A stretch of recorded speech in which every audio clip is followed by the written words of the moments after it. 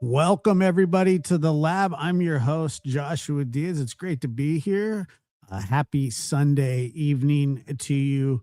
We have a very special treat for you guys tonight, and we'll just go ahead and get into it so there's no delay. I will introduce you to Dr. Gary Brucato, a forensic psychologist, and author, public speaker, podcaster, contributor to many big cases over the years, and author of The New Evil, which many of you have, and if you have not, consider purchasing it on Amazon, Barnes and Noble. And Dr. Gary, good to see you. We have a special show tonight. Thanks in part to you as well for setting this up, because we had talked about doing this for some time, and I'm glad that we could make it happen. And I'm gonna introduce our guest, and then you can kind of give a little bit of a rundown, since you and just before you do, I just want to point out to the audience, because there had been interest on our last episode in the Tepe case, the dentist, and you can read an interview I did in the Daily Mail by Rachel Sharp, I think was the name of the reporter, which I think people find interesting. Just to kind of put that out there in case you can't find it, let me know. We'll send a link, or maybe they can put a link in the chat there. And but I thought people would be interested, because we were getting so many questions about that case.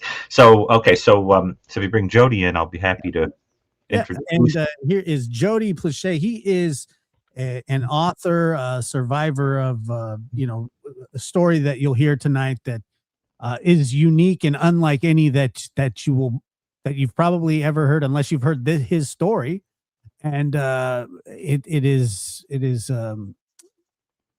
an unbelievable story of surviving, overcoming, and just it's really remarkable and very inspiring too. And Jody, it's a pleasure and an honor to have you here. I appreciate you taking the time. Oh, it's a pleasure to be here. Awesome. Thank you. And go ahead, Dr. Gary. Well, Jody and I have met a couple of times and done interviews together, and I just thought that the audience here in the lab would be interested in speaking with him. You're going to have unique opportunity of being able to do call-in of questions for Jody, and I'm sure there are some people in the audience that would be very interested in speaking with him. As someone who teaches forensics and studies forensics and writes about it, Jody's story, which in many ways is the story of his dad too, is sort of one of those cases that is barely precedented in the annals of crime. And the gist, which I'm going to allow him to tell you about in detail, is essentially the story of a boy who was being abused by a kind of martial arts teacher. And when that martial arts teacher was arrested and sort of brought to Baton Rouge to stand trial, Jody's father shot him dead on live television, and barely served any time for it, because of the understanding surrounding a parent experiencing that happening to their child and what happened to Jody. And now let me be crystal clear before we turn the mic over here that we in no way are here to endorse any kind of vigilanteism toward people who have, that is not the point here. But it is an interesting case that raises important ethical questions surrounding why people do certain things. And Jody will have an opportunity to talk to us about the grooming that he experienced, the kind of person who, that Gary Doucet was, who did this to him, who is, I think, Jody, gratefully deceased, correct? Is also gone off the world, off the planet. And we will discuss that. But so we're going to turn it over to you, Jody, and we'll set the stage that the shooting was in March 16th, 1984, when you were 11, almost 12 years old, right? Yep, that was Friday night.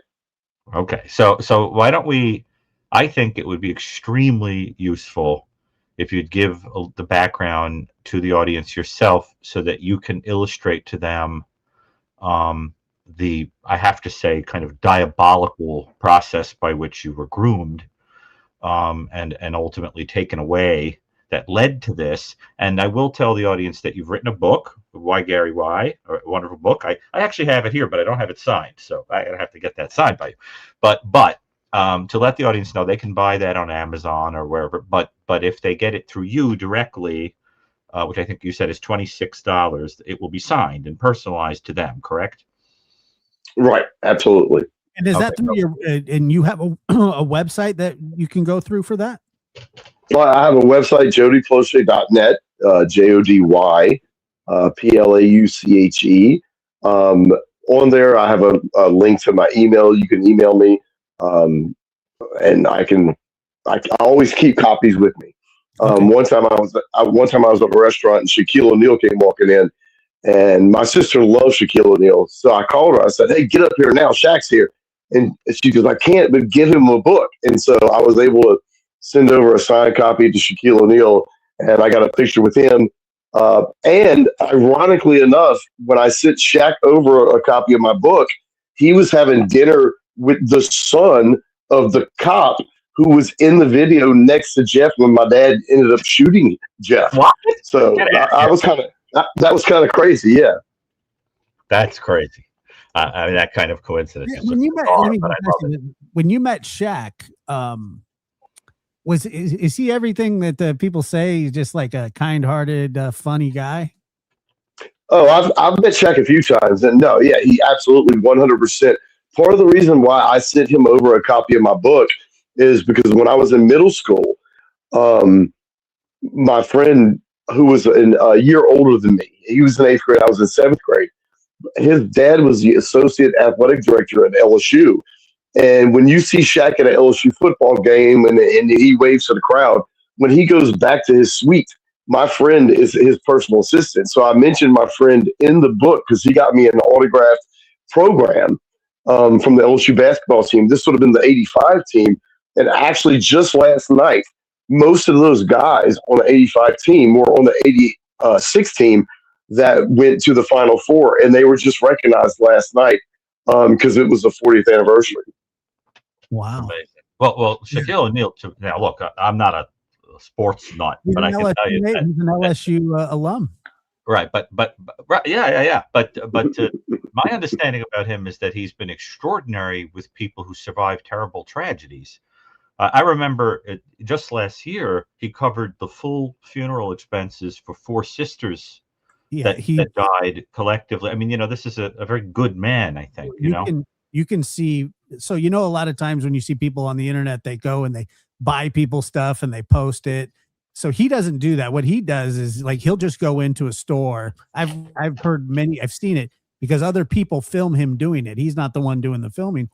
He's paid off engagement rings for people. He bought washer and dryers for people. He's really just a very kind-hearted. one of the craziest and best things about Shaq, and then we'll move on from that, is that when he created his shoe, he worked with, I believe it was J.C. Penney, Payless shoe store, and he created a $20 shoe because Michael Jordan had a $150 shoe.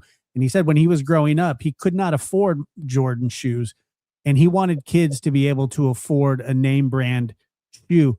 And by doing that, he sold the most shoes ever for basketball shoes ever. And he's pretty amazing just to have that wherewithal. So that's a great story. And I know he's from down there, and so that's really cool. That's awesome. Well, it's nice to hear about a good human being before we talk about Gary Doucet, because sort of segue, into a very different kind.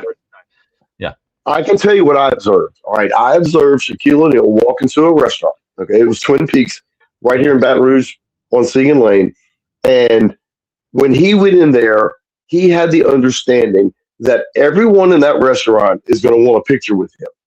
And he literally took the time to take a picture with everybody in that restaurant. He picked the girls up. Like, he knew he wasn't going in there for an hour to have dinner. He knew it was going to be a 3-hour experience where he had to take pictures, shake hands, sign napkins, and he was down for it. So, he knew who he was. And to me, that was pretty awesome. Yes. Yeah. He's very aware of his celebrity. And, like I said, I'm a Laker fan. So obviously, I'm a huge Shaquille O'Neal fan, and even post basketball career, he's just a fun loving, funny guy. And, hopefully one day I'll get a chance to meet him as well. So Jody, and I apologize for mispronouncing your name, Plauché. I know that's the Cajun French. I don't know. Is that how it is down there? Actually, I think it's southern France. My great grandfather came over. There was only one guy came over. His name was Henry Etienne Plauché. And then when he got to New Orleans, he changed the spelling from Plauchier to the current spelling of Plauche with the accent aigu over the E to make it the Plauché. And so anyone with that last name, I'm related to. Okay. Right. Very good. Well, yeah, go by all means, please go ahead and start where you'd like. And I guess we'll just kind of. And I think it would be helpful, Jody, if you give a definition to the audience of grooming. Because that's a topic that I think is going to be extremely important in this case. Because, a lot of people, when they think about a person who's abusing children, think of a certain subtype who is the more socially inept type that just like comes over in the car and grabs a kid kind of thing. But there's also another type that can be very sophisticated and likable and win the confidence of a child and gradually break down barriers, which is, of course, where your offender fell. But I think that it would be useful if you talk about it, because if there were ever a story that illustrates how that happens, I mean, this is like peeled out of the, you peel it right out of the textbook. So maybe talk a little bit about that and the family dynamics. Yeah. Right. So when I was in 5th grade, we started, me, my older brother and my younger brother started taking karate from a man named Jeff Doucet, not Gary Doucet, Jeff Doucet. That's right. Right. Did I say Gary? Yeah, not everybody. I mixed up your forgive me. I'm slipping.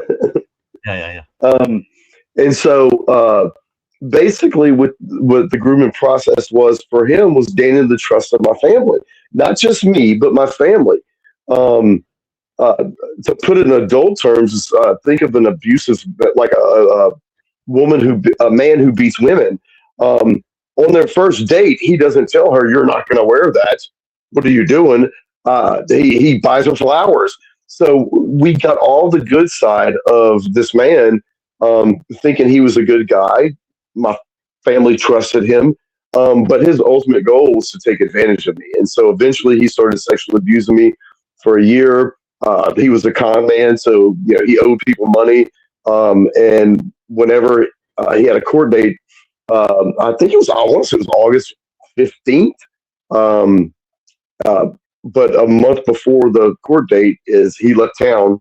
And since I had been his love interest for the past year, he took me with him. And so ultimately, he got arrested for kidnapping. It was going to be aggravated kidnapping because at one point he made a phone call to my mother and said, "If you ever want to see Jody alive again, you'll meet me in New York." Even though we were in LA, he was just saying that to kind of throw her off the scent.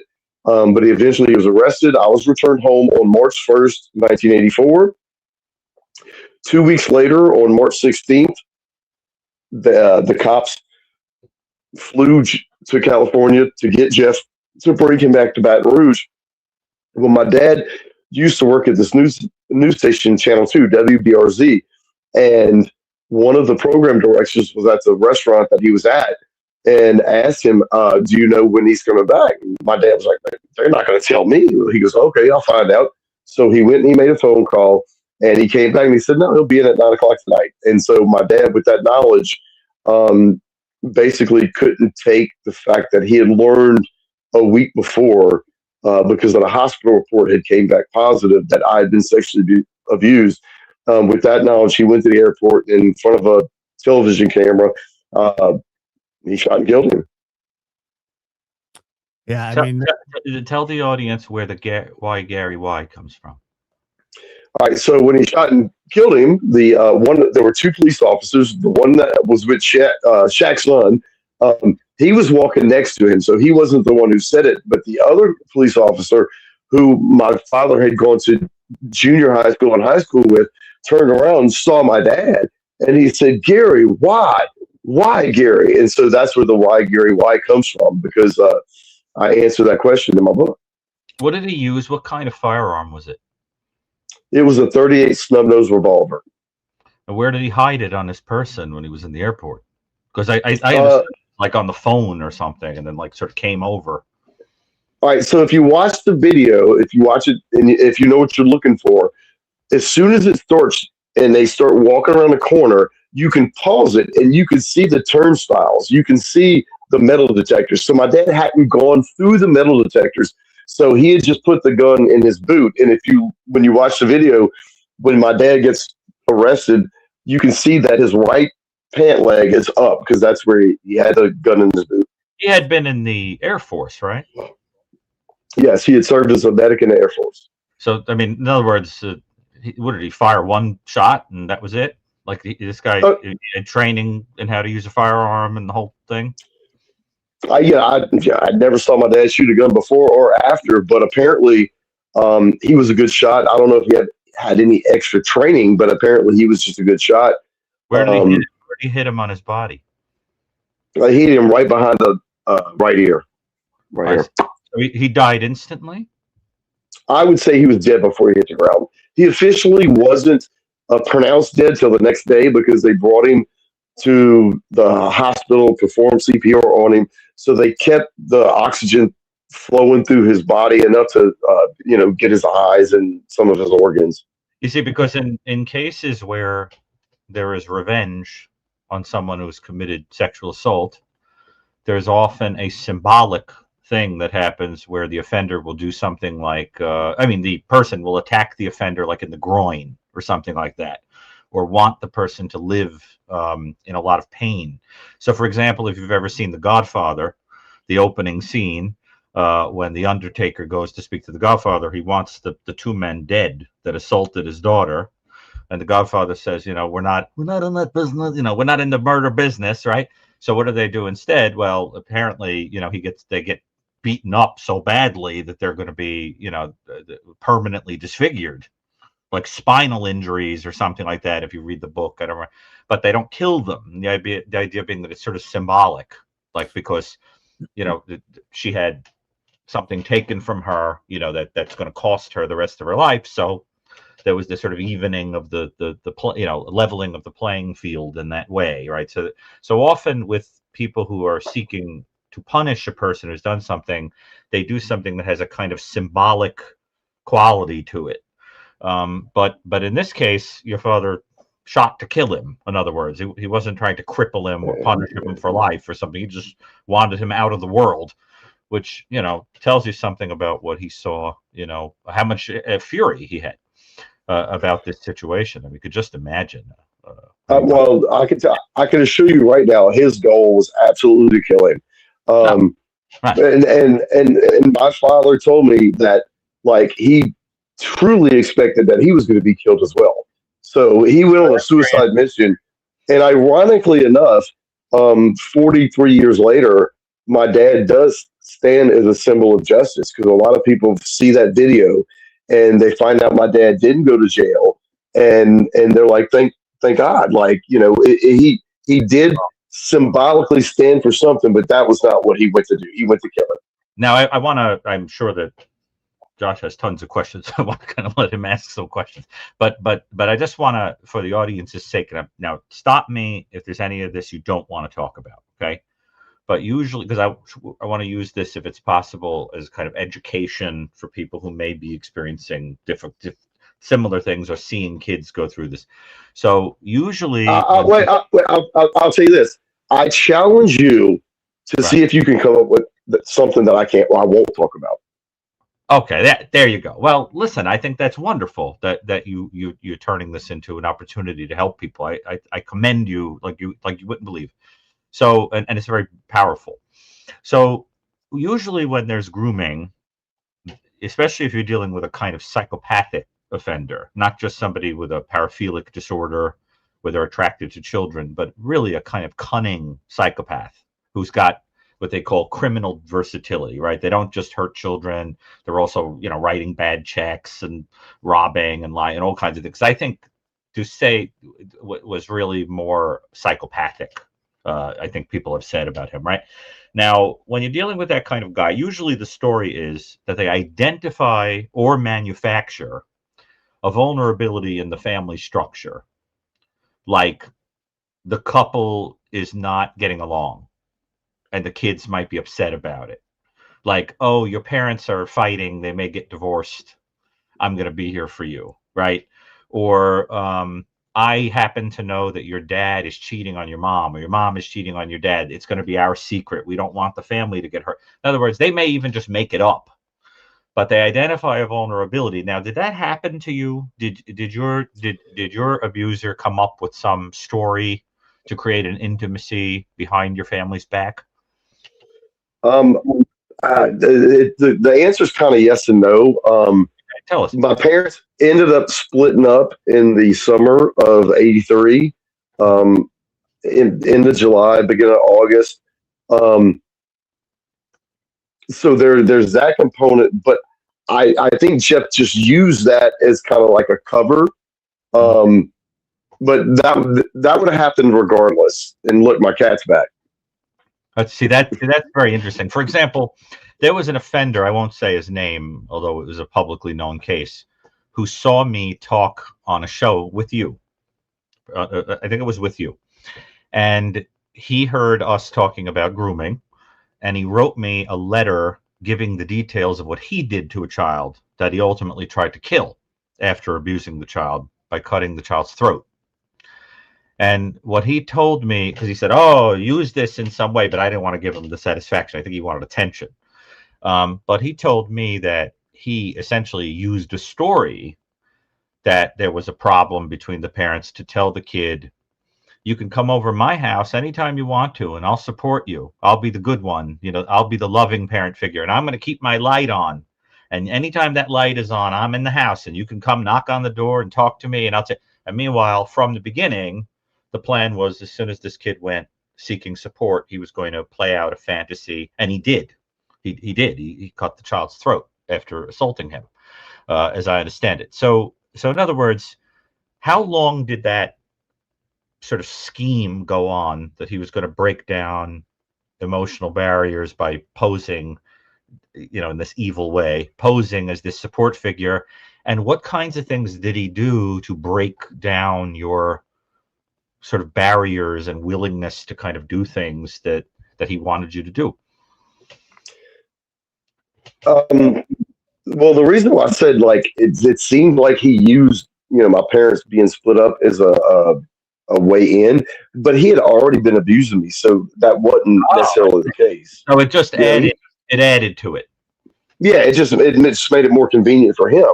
So instead of, you know, him having 20 minutes alone with me, he was able to get an hour alone with me.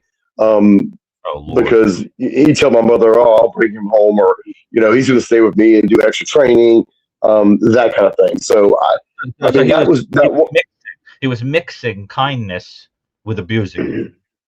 right.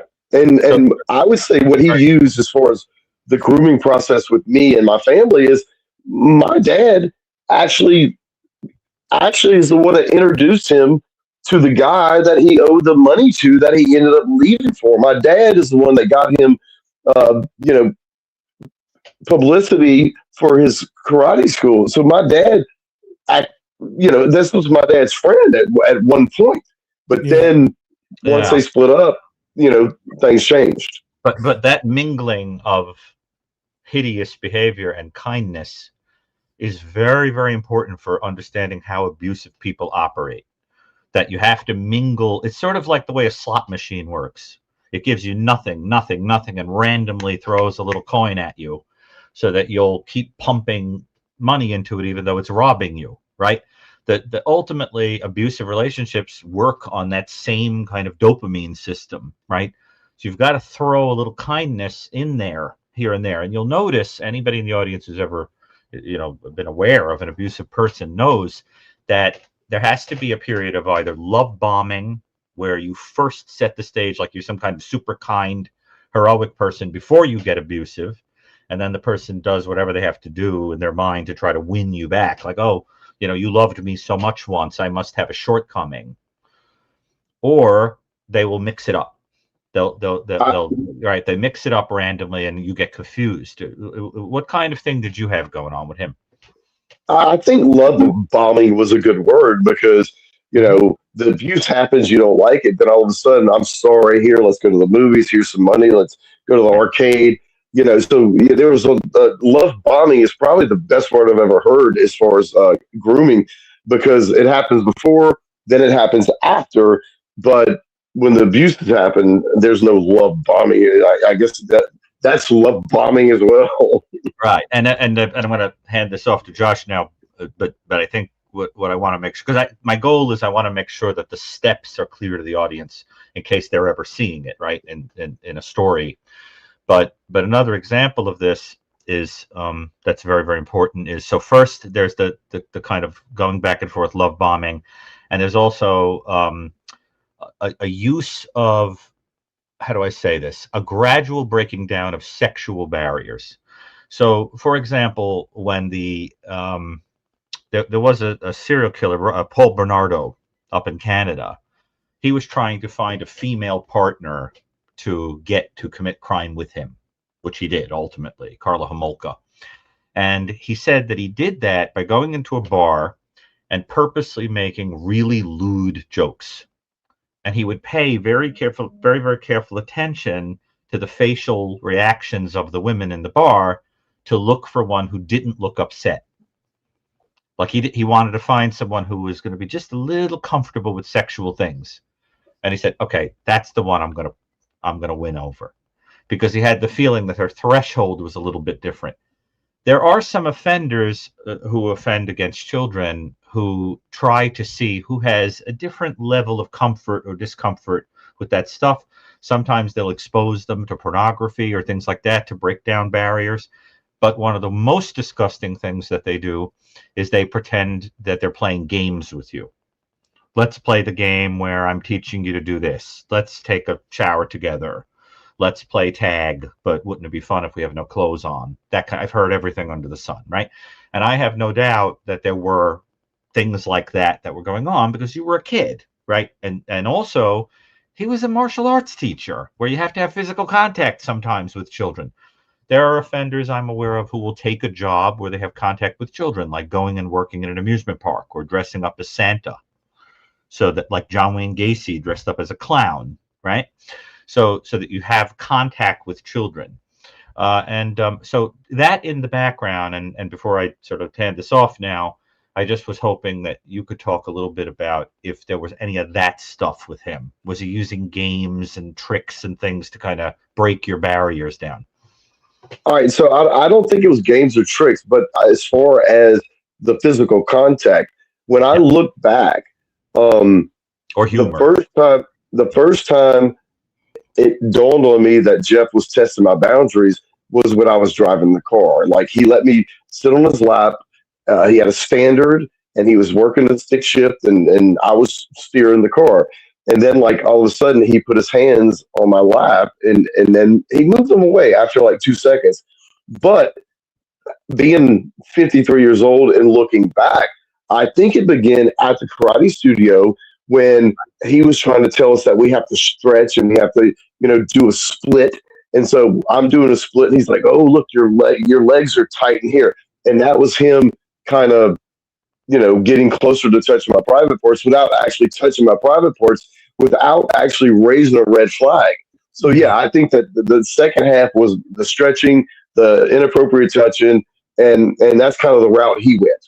And Yeah. so, Brandon, so Josh, let me let you take over from here, and because I'm sure you've got lots of questions buzzing Do around. I have tons, yeah. I mean, so basically what he's doing, he's testing boundaries. He's seeing how you would react. He's trying to make these things normal to you as a child.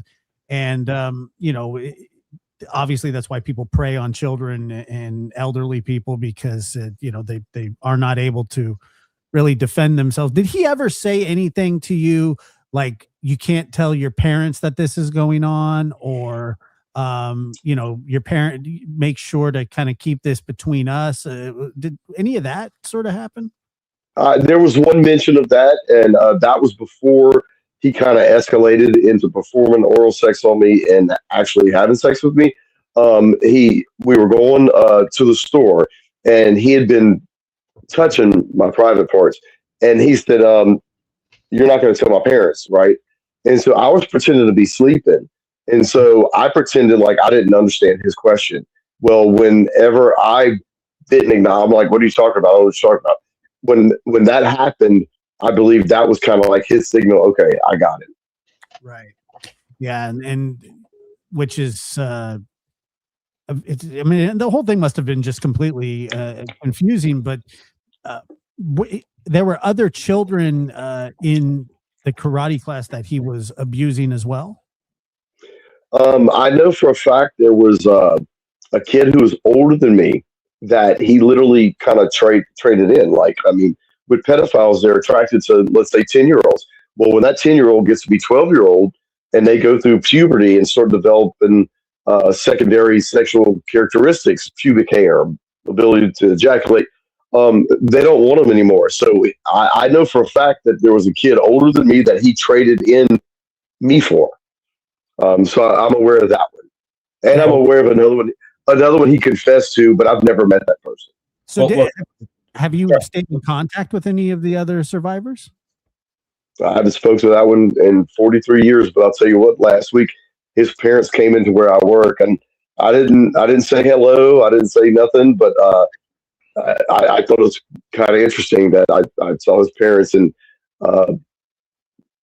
that's it. Like I said, I didn't say hello.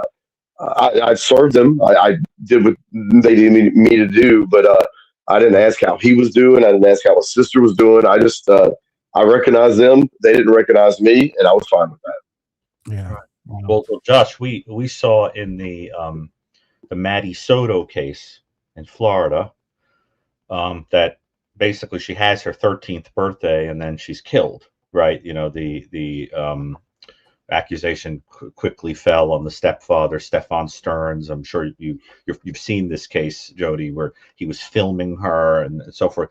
And I remember being asked at the time, why do you think as soon as she turned 13, she was eliminated like that after years of abuse? And I remember saying, well, one possibility is she aged out of the period of what, she hit, maybe hit puberty or hit. She had her period. Well, because this is unfortunately for the audience. I mean, to hear is just so awful, but it's also helpful for understanding what you're dealing with these kind of people. Because when you're talking with about these kind of offenders, it would be like if you could talk to a very cunning animal and say to the animal, "Did you have any sympathy for the animal that you pulled into a ditch and ate, devoured?" they would discuss it like, no, that's just what I do. Like, you see, and we want to think that there's this very human process, sad and lonely and whatever. You're talking about a person who has this awful inclination and uses every trick in the book to feed that habit and doesn't humanize you. The idea that there's any long-term effect of this is of no significance to this person at all. And the way you're talking about it is that he went through children the way that we might go through shirts. This one is done, so I need another one. That kind of thing. So you have to imagine that awful objectification. And what's so disturbing about this story, and I always say this when I teach it, is that this is a person who actually had to have empathy to know how to fool you. You have to have social skills and sensitivity and go, oh, I'm going to help you. I feel sorry for you. Let me with that. But the thing is, you have no compassion and you don't care. But you have to have the social skills to trick a person. It would almost be better if the person was just a monster who didn't have any feelings at all. You could understand it more. Yeah. That's what makes this more disturbing. Now, did this guy have a history of child abuse himself, to your knowledge? I mean, he was only 25. I mean, he was only a month into being 25, so he couldn't have that long of a history of child abuse. But he confessed to me and two other kids, and we suspect there were many others.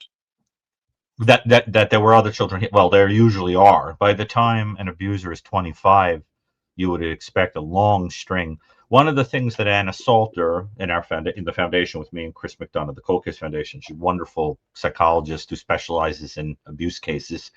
Her book Predator is a wonderful book. I had mentioned it to you in the past and earlier today. She talks about how you could take a small number of child abusers, bring them together, and their victims would be enough to fill a football stadium. Yeah. I mean, she told me once about one offender who had over 1,000 victims. So, I mean, this is what you're dealing with, right? So I don't know how many he had, but the idea that there would just be one or two is almost impossible to believe. So what is the total length of the period of abuse? How many? For me, it was about a year. And like I said, considering that he was only 25, I think if I had to guess, it would have been under 10, but like I know of 3. And I told a horrible joke to my friend the other day after the parents came walking in, and I said, I know for a fact that Jeff abused him because I saw it with my own mouth. Because at one point, Jeff wanted me to perform oral sex on him, and I wouldn't do it. And he said, well, if you don't do it, I'll wake this kid up and have him do it. And I said, well, do it. And he did, and the kid went and performed oral sex on him. So, I mean, I know for a fact he abused him. Now, Jody, these stories are so horrifying. Tell the audience how you get kidnapped, which leads to leaving the state and this whole. What's that story? When did it happen? Where does he pick you up from? What's the BS story you get? What's it about? All right. So the parents that I am talking about that I just ran into the other day, they were building a new home. Okay. Jeff's brother has, I think to this day, still has a carpet business. And so Jeff's different brother dropped him off at the house and on a Sunday morning, and he told my mother he had to go check on the delivery of the carpet at these parents' house. And he said, can I borrow your car? And my mother was like, yeah. And so she gave him the keys to the car, and he goes, Jody, come ride with me. And my mother was like, yeah, that's fine. Just don't keep him all day. And so we took my mother's car from my home in Baton Rouge, Louisiana. We went to his brother's house in Gonzales, picked up some clothes, some personal belongings, and we drove to his mother's home in Port Arthur, Texas. That was a Sunday night. We called my mother, let my mother know that I was there and I would be coming home Monday morning. And that Monday, Jeff spent the day trying to get funding to get money to get bus tickets to Los Angeles. And so on Tuesday morning, we went from Orange, Texas on a Greyhound bus, eventually to Los Angeles, California. And I see. Yeah. So, Josh, you have any questions about that? Yeah, and I was wondering. So, did you notice? Looking back, obviously at the time, it would be hard to tell. But did you notice that after the separation of your parents, did the abuse sort of ratchet up a little bit? I mean, did he get more brazen, or was he already there? Yeah, no, it didn't get more. He had already been there. If I had, I've never even thought about this question. I don't think it really changed. I mean, he was having sex with me uh, pretty much every day, whether my parents were together or not. What happened is when my parents separated, he may have convinced my mother to keep me overnight a couple times, but for the most part, no, it was about the same. Yeah, but I mean, it obviously did ratchet up when he kidnapped you. I mean, that is quite a brazen thing to do. Who knows if he would have done that if your parents were together or not. But so he ends up kind of pretending that you're going on this trip, whatever, and staying in contact with your mother. At what point did he cut communication with your mother? Well, I didn't speak to my mother for a week, and it was literally 1 week. That next Sunday, he said, "Call your mother, let her know you're okay." And so I just called her and said, "Hey, how's it going? I'm safe and sound. I'm with Jeff. We're all good. We're in New York." And that was pretty much it. Yeah, and so he lies and says that you guys are in New York, but you were in Texas, headed to California. Well, no. I went a week without talking to her. We were already in California when I called her. Okay. I was at Anaheim when I called her for the first time. So we had left on that Sunday, and I called the following Sunday. So we had already taken the bus to California. So yeah, it had been a week. Now, Jody, just there's something I've always wanted to ask you, and this is the perfect place to ask it, and it's very important for the audience. So whenever I've taught this case, there's like always someone who asks this. Okay, this is a very interesting question, but a sensitive one. When this was going on, particularly when you're in this hotel room, did you hate him? Did you try to fight? Did you try to get out of there? Or had the grooming been effective enough that you somehow cared about him and thought that you were in some kind of meaningful connection with this person? Because I generally get that question.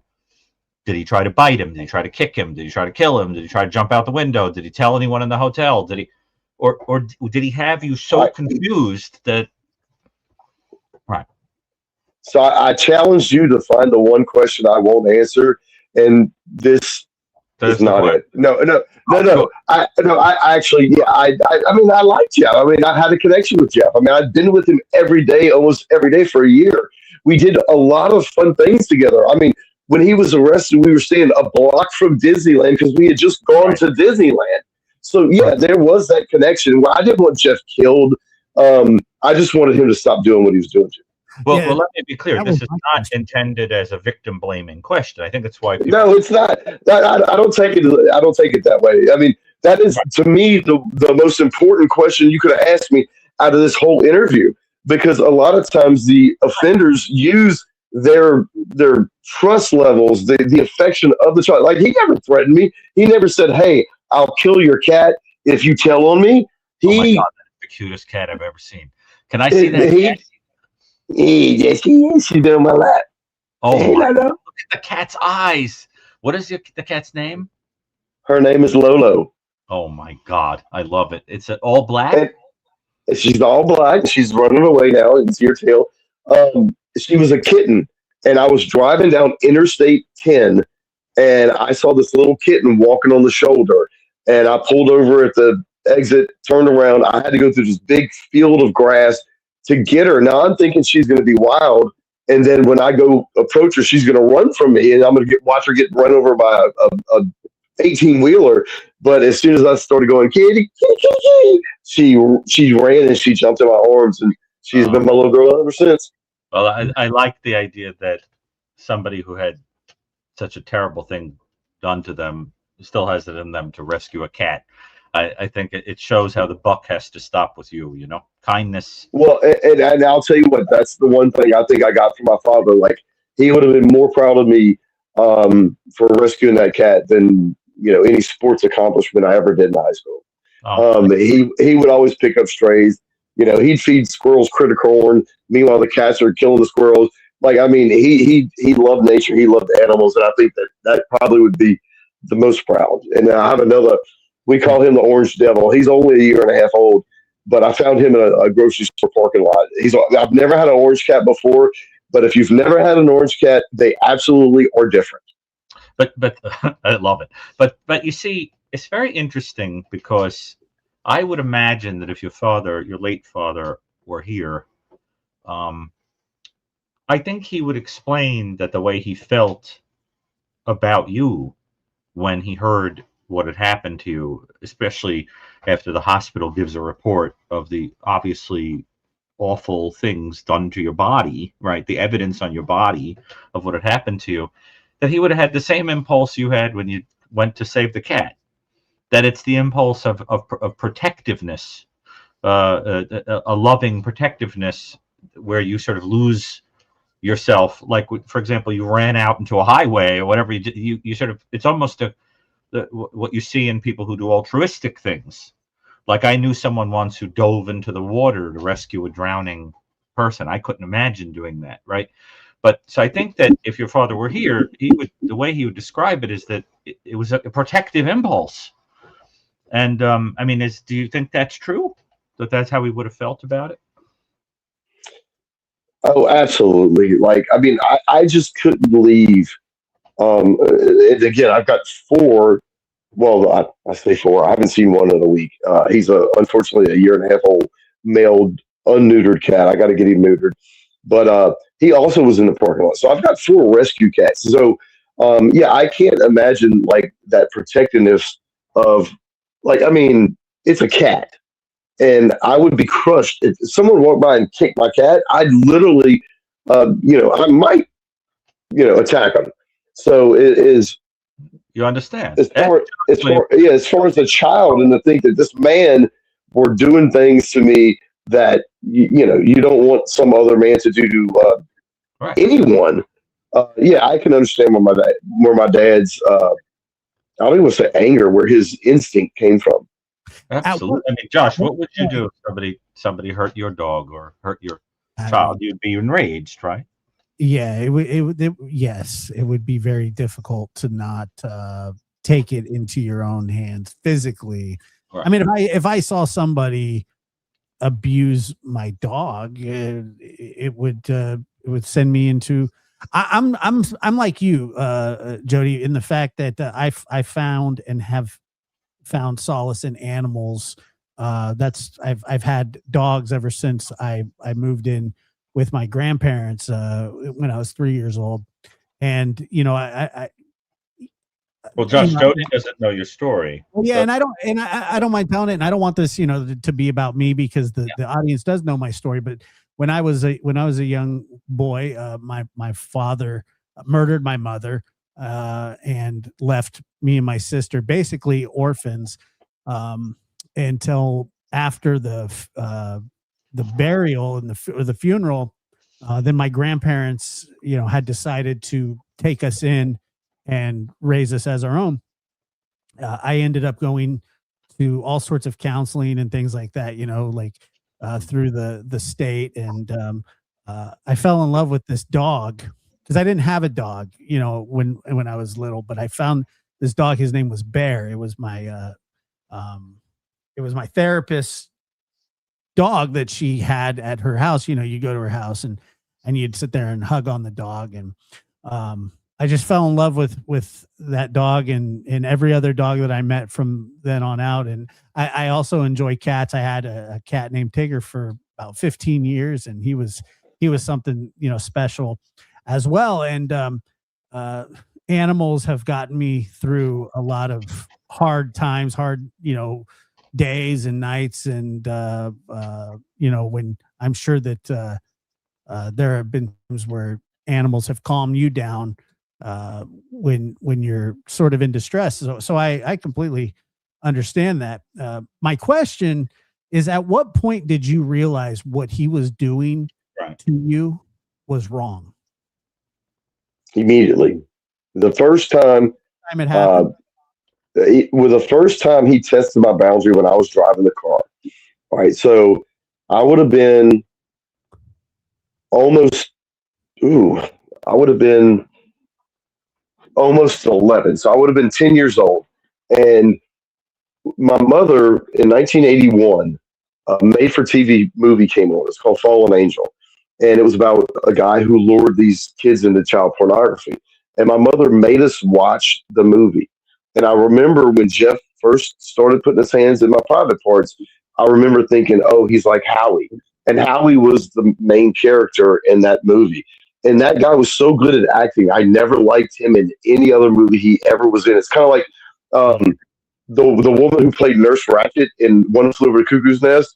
Like I could see her playing a loving grandmother. I'm like, that bitch. Yeah, yeah. I know. I have the same problem with Jeff Daniels ever since he did Dumb and Dumber. It's hard to take him serious sometimes. He's a really great actor, but I get exactly what you're saying there. So you knew that it was wrong immediately. Did any part of you want to tell right away, or were you ashamed to tell? Were you scared to tell? Were you, or was it a bit of both? All right. So, and I jokingly say, and I say it jokingly, but it's not joking, is I knew if my father found out, he'd kill him. Okay. So I knew that. Sure. But the main reason why I didn't say anything is because I didn't want to upset my parents. I didn't want to go through the hoorah that would have happened had I told, which would have been way better than the hoorah after my dad shot him on TV. But yeah, that the main reason why I didn't say anything is I didn't want to upset my parents. Yeah, and that's another thing that kids. And I'm 10. Absolutely, yeah. That's what I'm saying. Kids bear burdens that they shouldn't have to, but that they think that they're protecting their parents. I've had my children the same way. Have had incidents when they were younger at school where they say, I'm not going to tell my dad because I don't want him to get upset. I don't want him to get mad. I don't want him to go down and confront somebody, or and I would always say, I said, look, that's my burden, not yours. You're a child, and I would always try to reiterate that to them, but at the same time it's just natural for a child to carry those burdens and those secrets, but also I'm sure, and correct me if I'm wrong, that there's a bit of shame that you probably felt as well. Oh, you know what? There's never been any shame because I never blame myself. Good. I knew from the get-go that he was the one who had a problem. But that said, I'm lucky because my parents or my mother had made me watch that movie. So if you look back at other victims, and I mentioned this in my book, if let's say you're an 8-year-old little girl and your stepfather comes into the room and starts, grooming you, having sex with you, until you're 14, until you go through your period, you get through puberty, and then he stops. Well, when she turns 16, 17, and she's having sex, on prom night, she's associating what happened when she was 8 with her stepfather, with her boyfriend, and that's, I think, where that shame and guilt comes from, because your body is going to respond like a body. So if a grown man on a 10-year-old boy is performing oral sex, that 10-year-old boy is still going to feel that oral pleasure that a lot of teenage boys seek. And then if they don't understand, if they hadn't been taught, like I've been taught, if they hadn't been taught, then as they get older, then they blame themselves. Like, how could I enjoy that? Well, I wasn't enjoying it. My mind was going, this is crazy, but my body was going, hell yeah. So I think that's a lot of times where that confusion comes from, that guilt. Yeah, he tricked you. I mean, that's what he did. He tricked you. He tricked you into believing that he was your friend, your mentor. I don't know if he was. Did you look at him as sort of a father figure? And also, can you talk a little bit about the relationship with your father? what kind of a relationship you did have with your father as well. All right, so I would never consider Jeff as a father figure but I would have said Jeff was more like a friend or a mentor than a father figure. No, I had a good relationship with my father before we met Jeff and after we met Jeff. But Jeff was jealous of my father, so Jeff didn't want me hanging around with my father. So that kind of created a wall between me and my father. But like I said, before Jeff, after Jeff, we were great. Yeah, and that's obviously important to the story because of the length that he went to do what he thought was, correct to protect you, and obviously, like I said, I can imagine also the confusion, when that happened, and I don't want to jump to the end, but when you found out that your father had shot him. What was your initial reaction? My initial reaction was I was upset that Jeff had been shot. I was upset my father had done it. I didn't want Jeff dead. I just wanted him to stop doing what he was doing. And I was talking with people the other day, and I was thinking about it. Like, for me personally, we're all gonna die. We're all gonna die. And my dad let Jeff off easy. Like, Jeff's brother fought in Vietnam, and he's gone on the record on video and said that his brother deserves his day in court. And I agree 1,000% that Jeff deserved his day in court to face his peers, to be sentenced to what he did wrong. But I also thought about it and was like, you know what? My dad robbed me of my day in court. I would have liked to sat across from Jeff and go like, you know what? You do not have this coercive control on me anymore. You do not control me. And damn it, you're going to jail for the rest of your life. And his life would not have been good. No, it certainly would have been. And I don't know what the laws were in 84, but I know that kidnapping in a lot of states, especially the circumstances that happened to you, carry a life sentence. I mean, he if convicted, mandatory life. Yeah, he would have never seen the light of day again, and justice would have been served, and it was on its way. And that that's really where that's what makes the story so fascinating and heartbreaking, and at the same time relatable.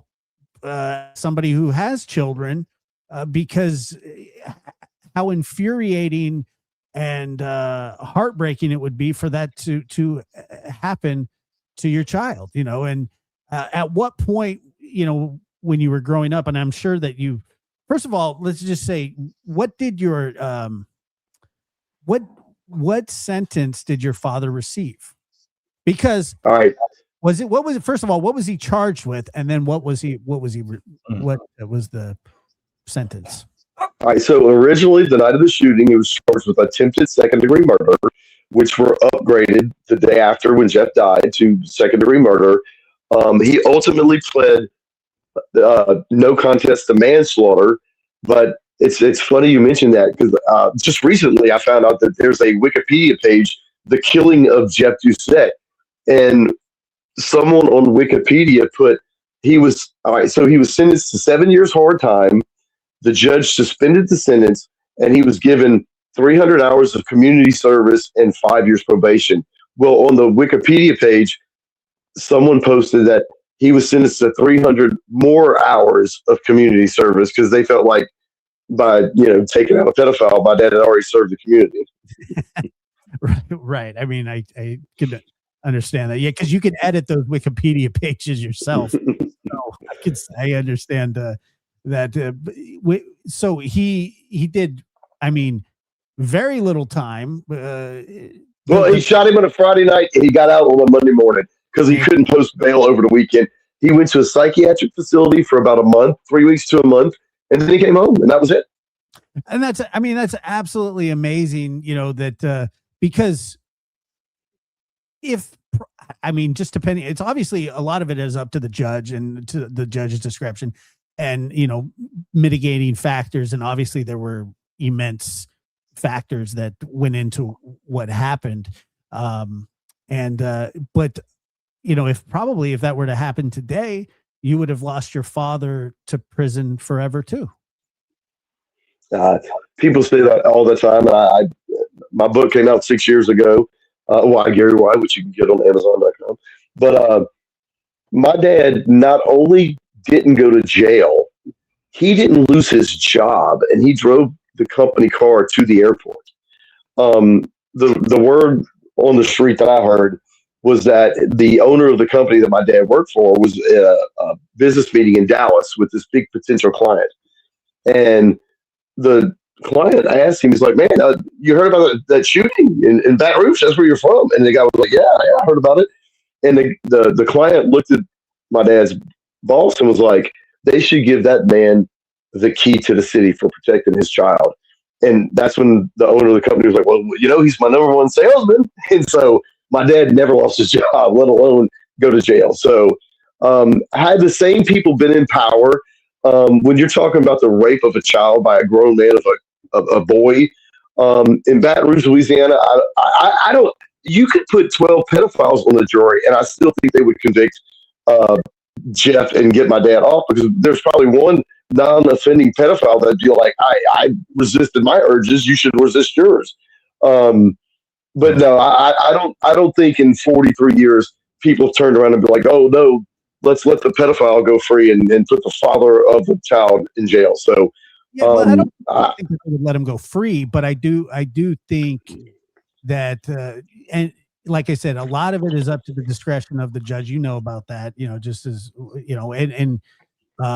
but it is amazing that you didn't lose your father to jail for a significant amount of time as well. I mean, it's amazing. And it obviously you ended up having, or you always had a great relationship with your father, and that you were able to. And that's the reason why I don't advocate for a parent to take the law into their own hands. Because most importantly, we have another story you can look at. Go Google Ellie Nessler and find out what happened to her son. I'm still friends with Ellie's daughter. Her son was molested by a camp counselor, like a Christian camp counselor.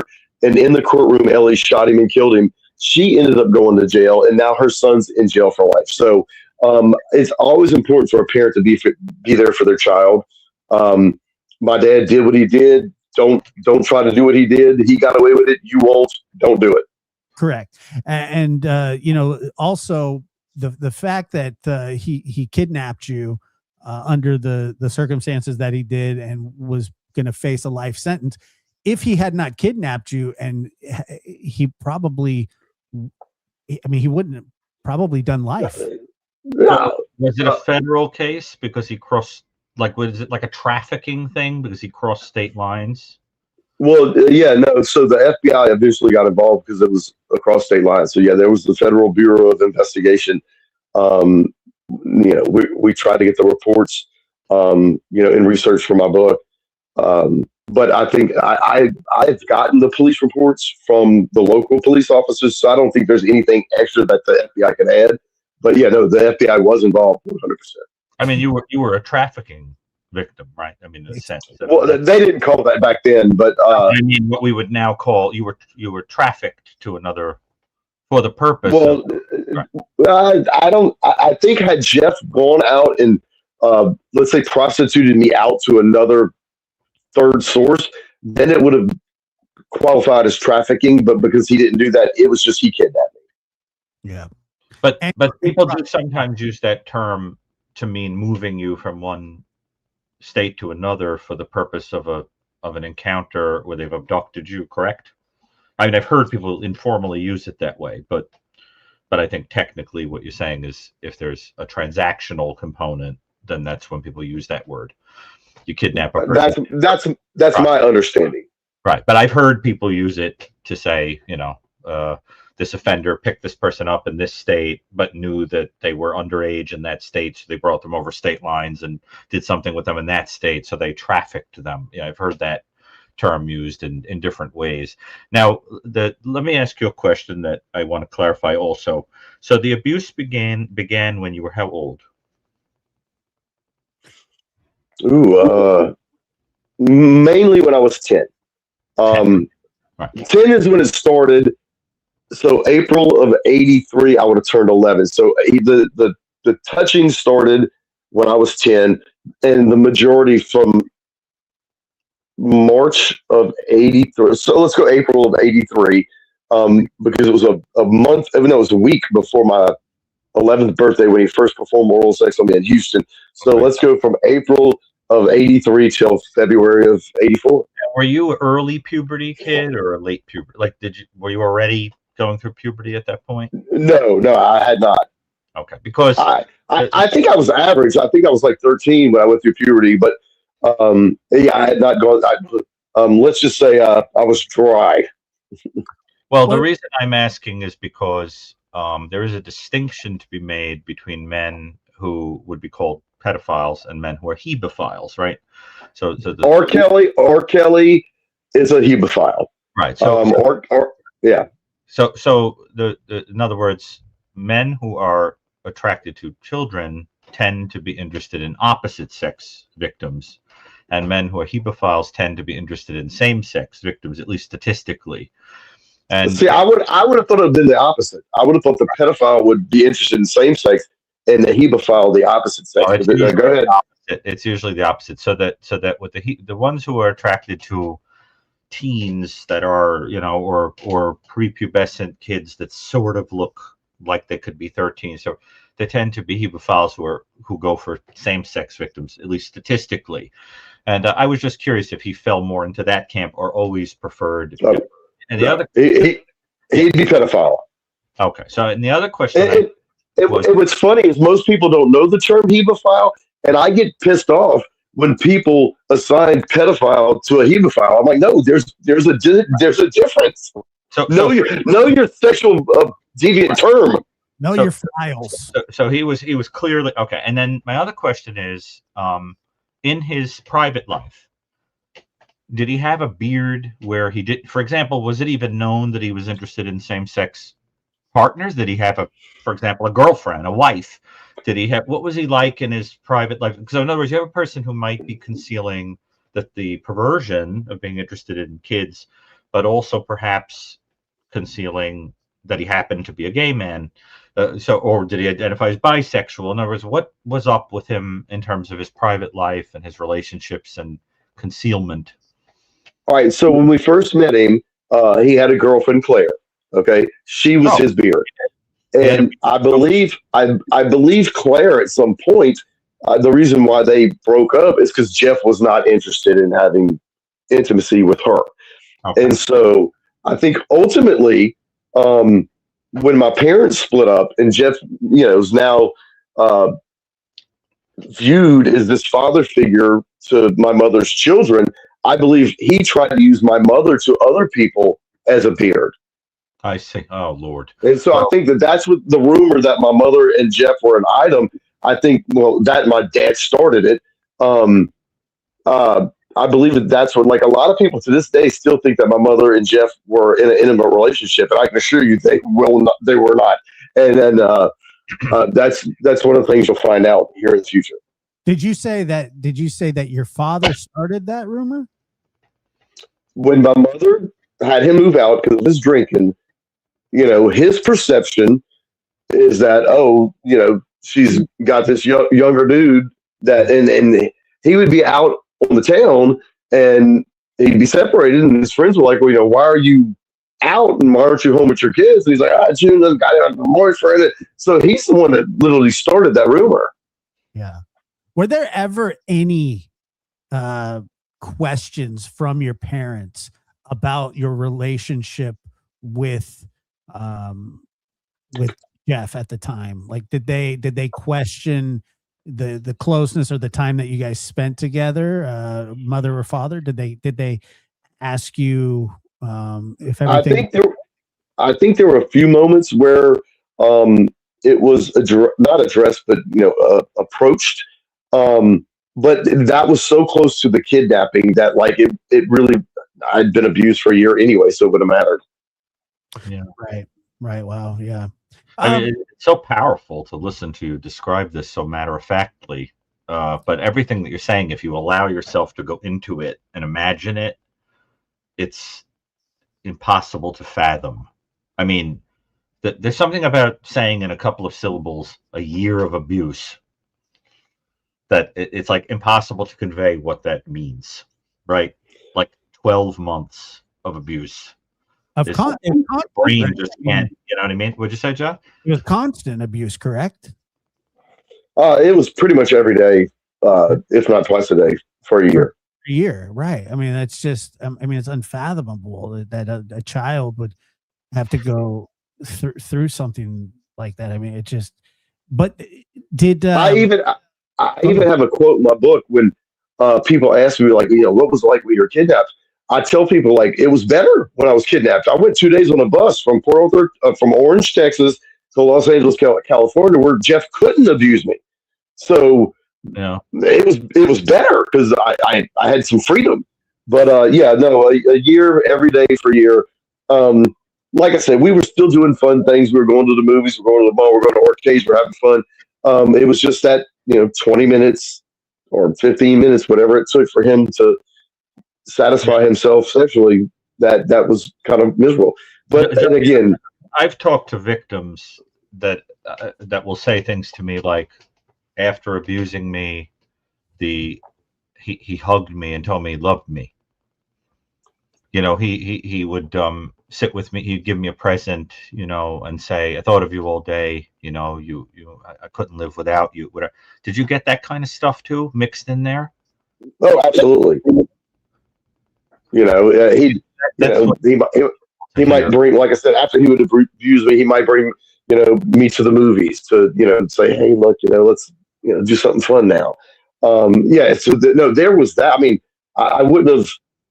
I would have told on him if he wasn't being nice. I mean, there was that whole gifts, emotions, but then he also emotionally tried to manipulate me. Like when my parents were separated, he wouldn't want me to go to the store with my father, and if you found out, he'd throw a guilt trip on me. So he still had that abusive, controlling nature about him. But he also did nice, fun things too. So yeah, it was a mixture. But that's the slot machine I was talking about earlier. Yeah. And the other technique that's very important for people to understand is the isolation. Telling you that everyone else is lying to you or doesn't understand, or in other words, like, stay away from those people because that they might put an end to this, or don't tell anybody this or whatever. So that for example, even in cult leaders who are basically large-scale abusers, right? You'll see that they isolate their victims to an island or let's go to the ranch, let's go to Guyana, like Jeff Jones or whatever. You have to isolate, and then you tell the people, don't listen to the news. It lies. Don't listen to it. You only listen to me.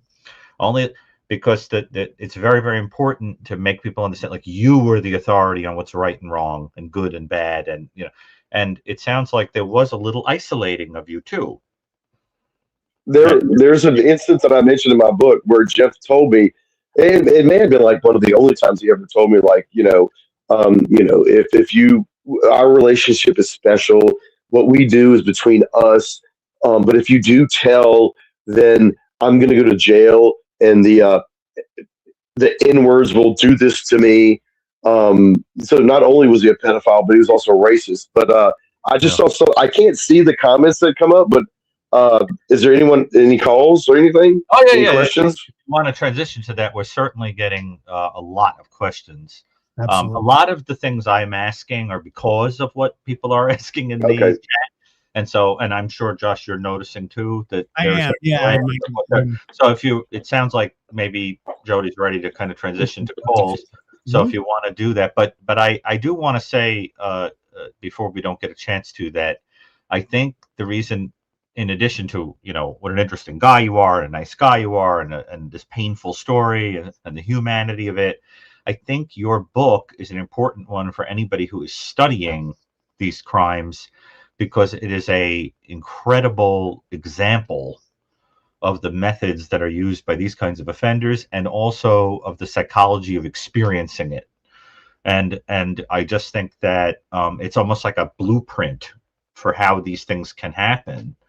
And what we're not even getting into is all the reactions people in the family have, and guilt, and what did I do to make that possible, or how did I set the stage for that? Did I contribute in some way? Why didn't I do this? Why didn't I do that? I mean, that's a whole other, we could have a whole other show about that, because I've dealt with so many victims of abuse where the whole family system views itself as responsible a lot of times for what happened. And sometimes you get this strange kind of denialism also, which is really intriguing. So let's take some calls, but let me be clear that we cannot, this is not going to be like a clinical thing. Like if somebody calls in and, I can't, as a psychologist, I can only speak generally, not about a person's particular story. But if anybody has any particular questions for our guest, who is certainly free to answer any way that he wants. And as you see,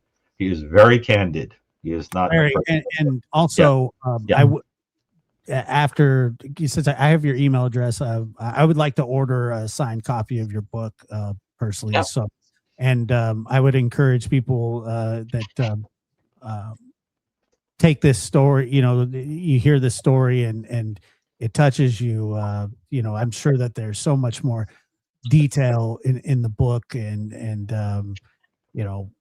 it's an amazing story in the sense that, talking to you about it, I had seen the video of your father doing what he did in the airport probably 10 years ago, and I had no context of what it was. It was just a video on the internet that kind of came up, and it's kind of surreal that I'm talking to you because I remember seeing that. And then, I went and got a little bit of the backstory, but I just saw it sort of out of context because, I mean, it was, I guess you could say it was viral before viral. It was, and all right. So that's, I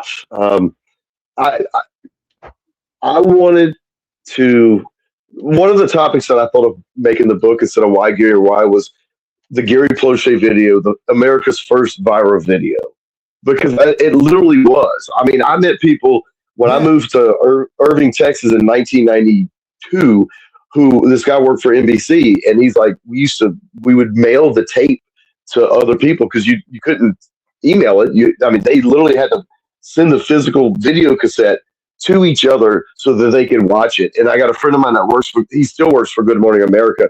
And every time I go visit him, I haven't been in probably 10 years, but when I go to New York City and I go visit him, he's like, the video, and everybody there is like, oh, that's kind of like, TV 101 is like, you got to see the Plauché video.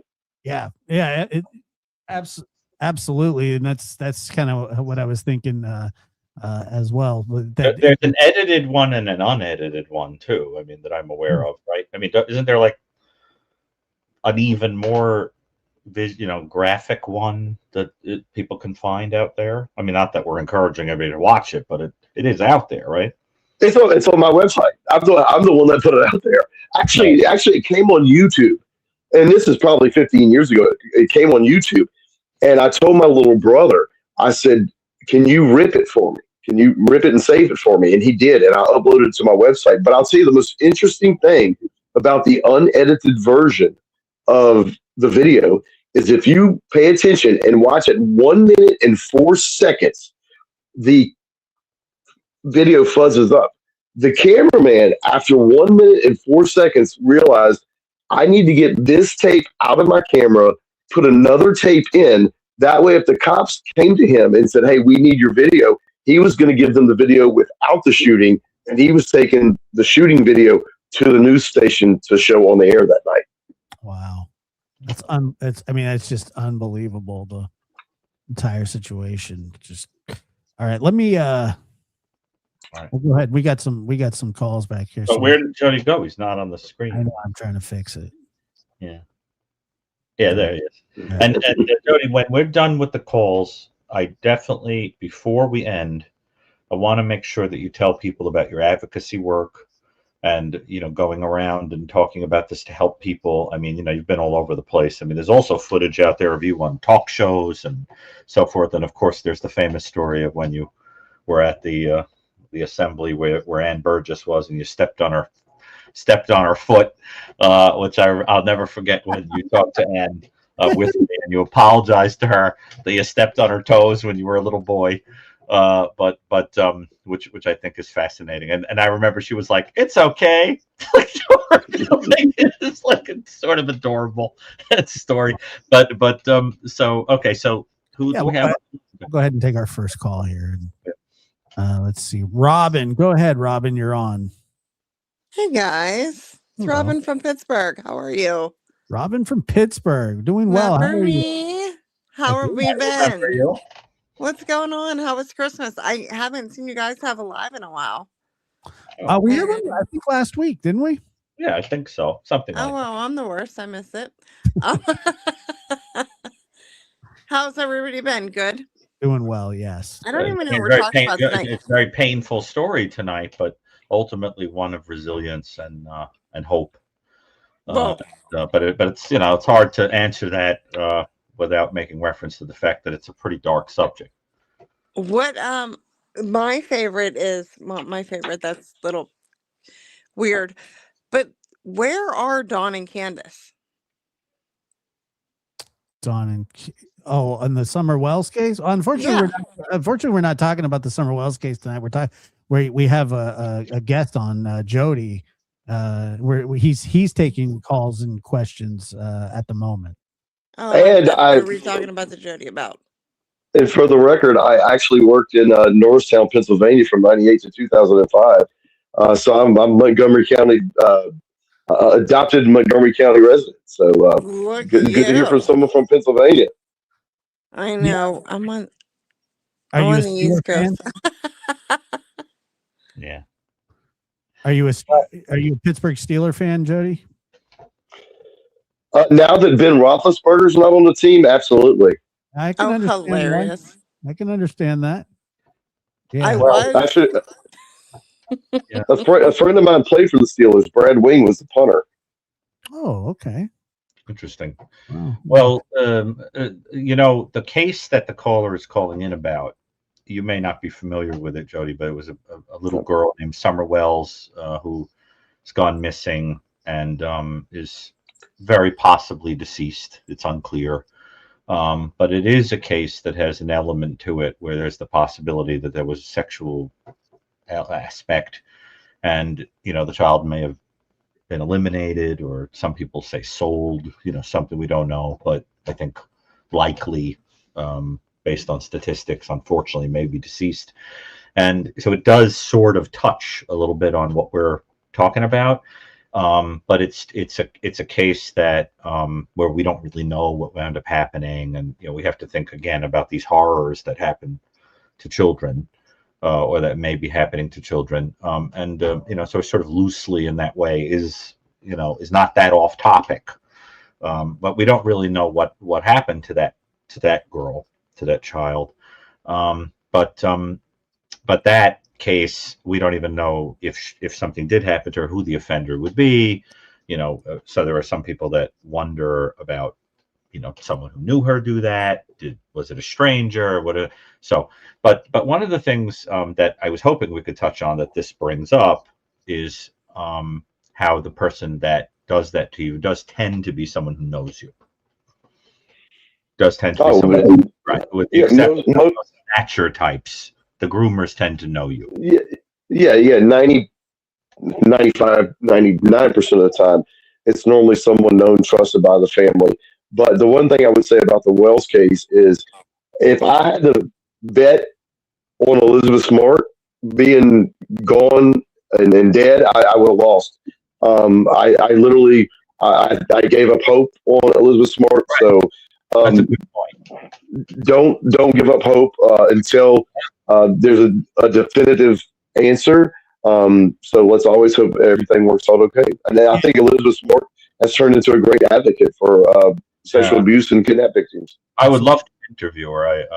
I've got to find how I can contact her. I'd like to talk to her for a writing project I'm doing. I think she's a wonderful person. But that's a very interesting point you raise. Because we were talking earlier about what trafficking means. There are people who do get kept alive and are presumed to be deceased, and are actually being moved around and used for God knows what by some disgusting people. And Now and go ahead, Josh. I was just going to say, and Robin, when we have talked about, we're going to do another call-in show, and I'd be happy to discuss. Oh, absolutely. Kick me out. Kick me out. I'm gonna restart. I'm gonna restart. I'm usually the next day. I'm the next day listener usually. So I'm gonna restart, and then I will catch up on this what we're talking about tonight. Okay. And then I'll call later. I want you to call in on the next one, and I would be happy to discuss it with you. Absolutely. Yeah, I need to catch up. Thanks, guys. All right. Bye. Thanks. And Jody, that since what that series, that little conversation made me wonder about, and I want to throw it out there quickly, is did you ever think that Jeff had the capacity to kill, or did you think he was just a sex offender? All right, so are you asking me as an 11-year-old, or is you asking me as a 53-year-old victim advocate? Absolutely. I don't think he would have hesitated to get rid of the evidence. See. See, that's very interesting. And were there ever did he ever threaten that he was going to kill anyone you knew? I think he may have said to my mother that I'll go burn Gary's house down. My dad was living with my grandparents at the time when they were separated, but never to me, never as a direct threat for me to keep quiet. He just used basically my affection of me just not wanting him to get killed. Well, if he was a psychopath, and there are some things that make one wonder, I would not. Let's just say, if given the opportunity, I don't think you have much. Oh no, I think he totally was a psychopath and would have done what he needed to do for himself. Because he was all about himself. Yeah, obviously. I mean, he had no. He had no care in the world for anybody else but his own pleasures, and was willing to do anything and go to any length to fulfill his sick fantasies, and unfortunately you were the target of that, and it's just it's a heartbreaking thing. So let's go ahead. We got another call here. Marie, go ahead, you're on. Hi, it's Marie from Greater Manchester. Hey, how are you? How are you?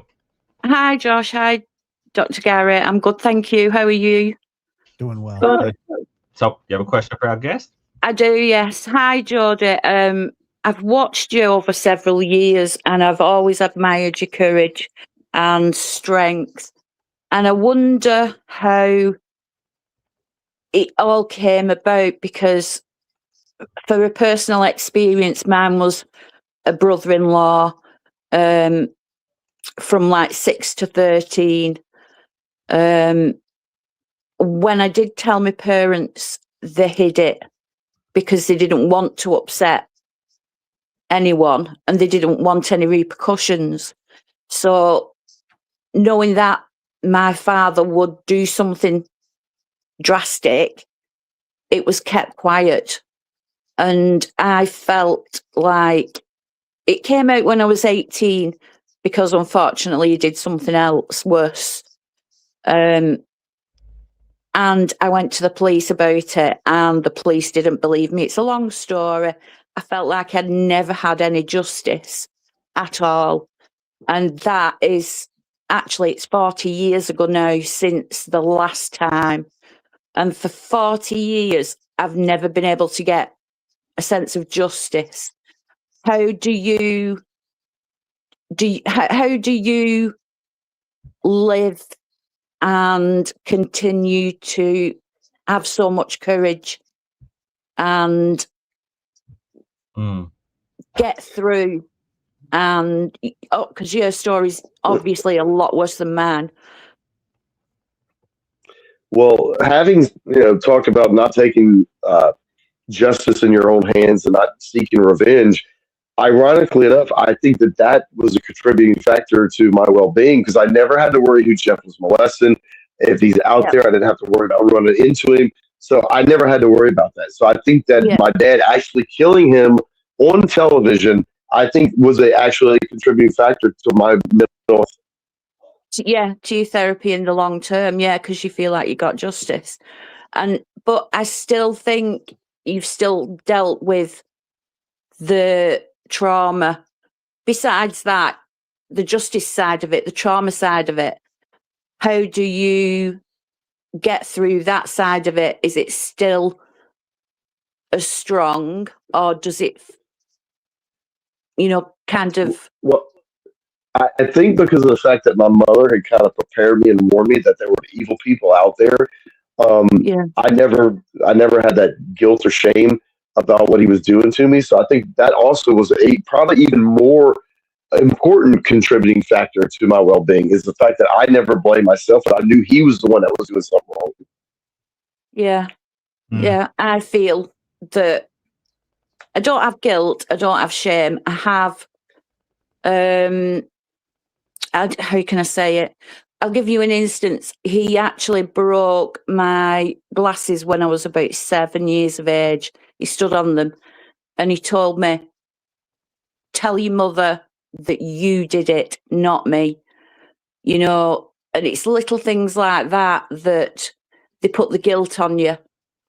And you have to lie, and things like that still come up. And like the fact that when I was 18, he told me he'd always been in love with me. Did you ever get that from him?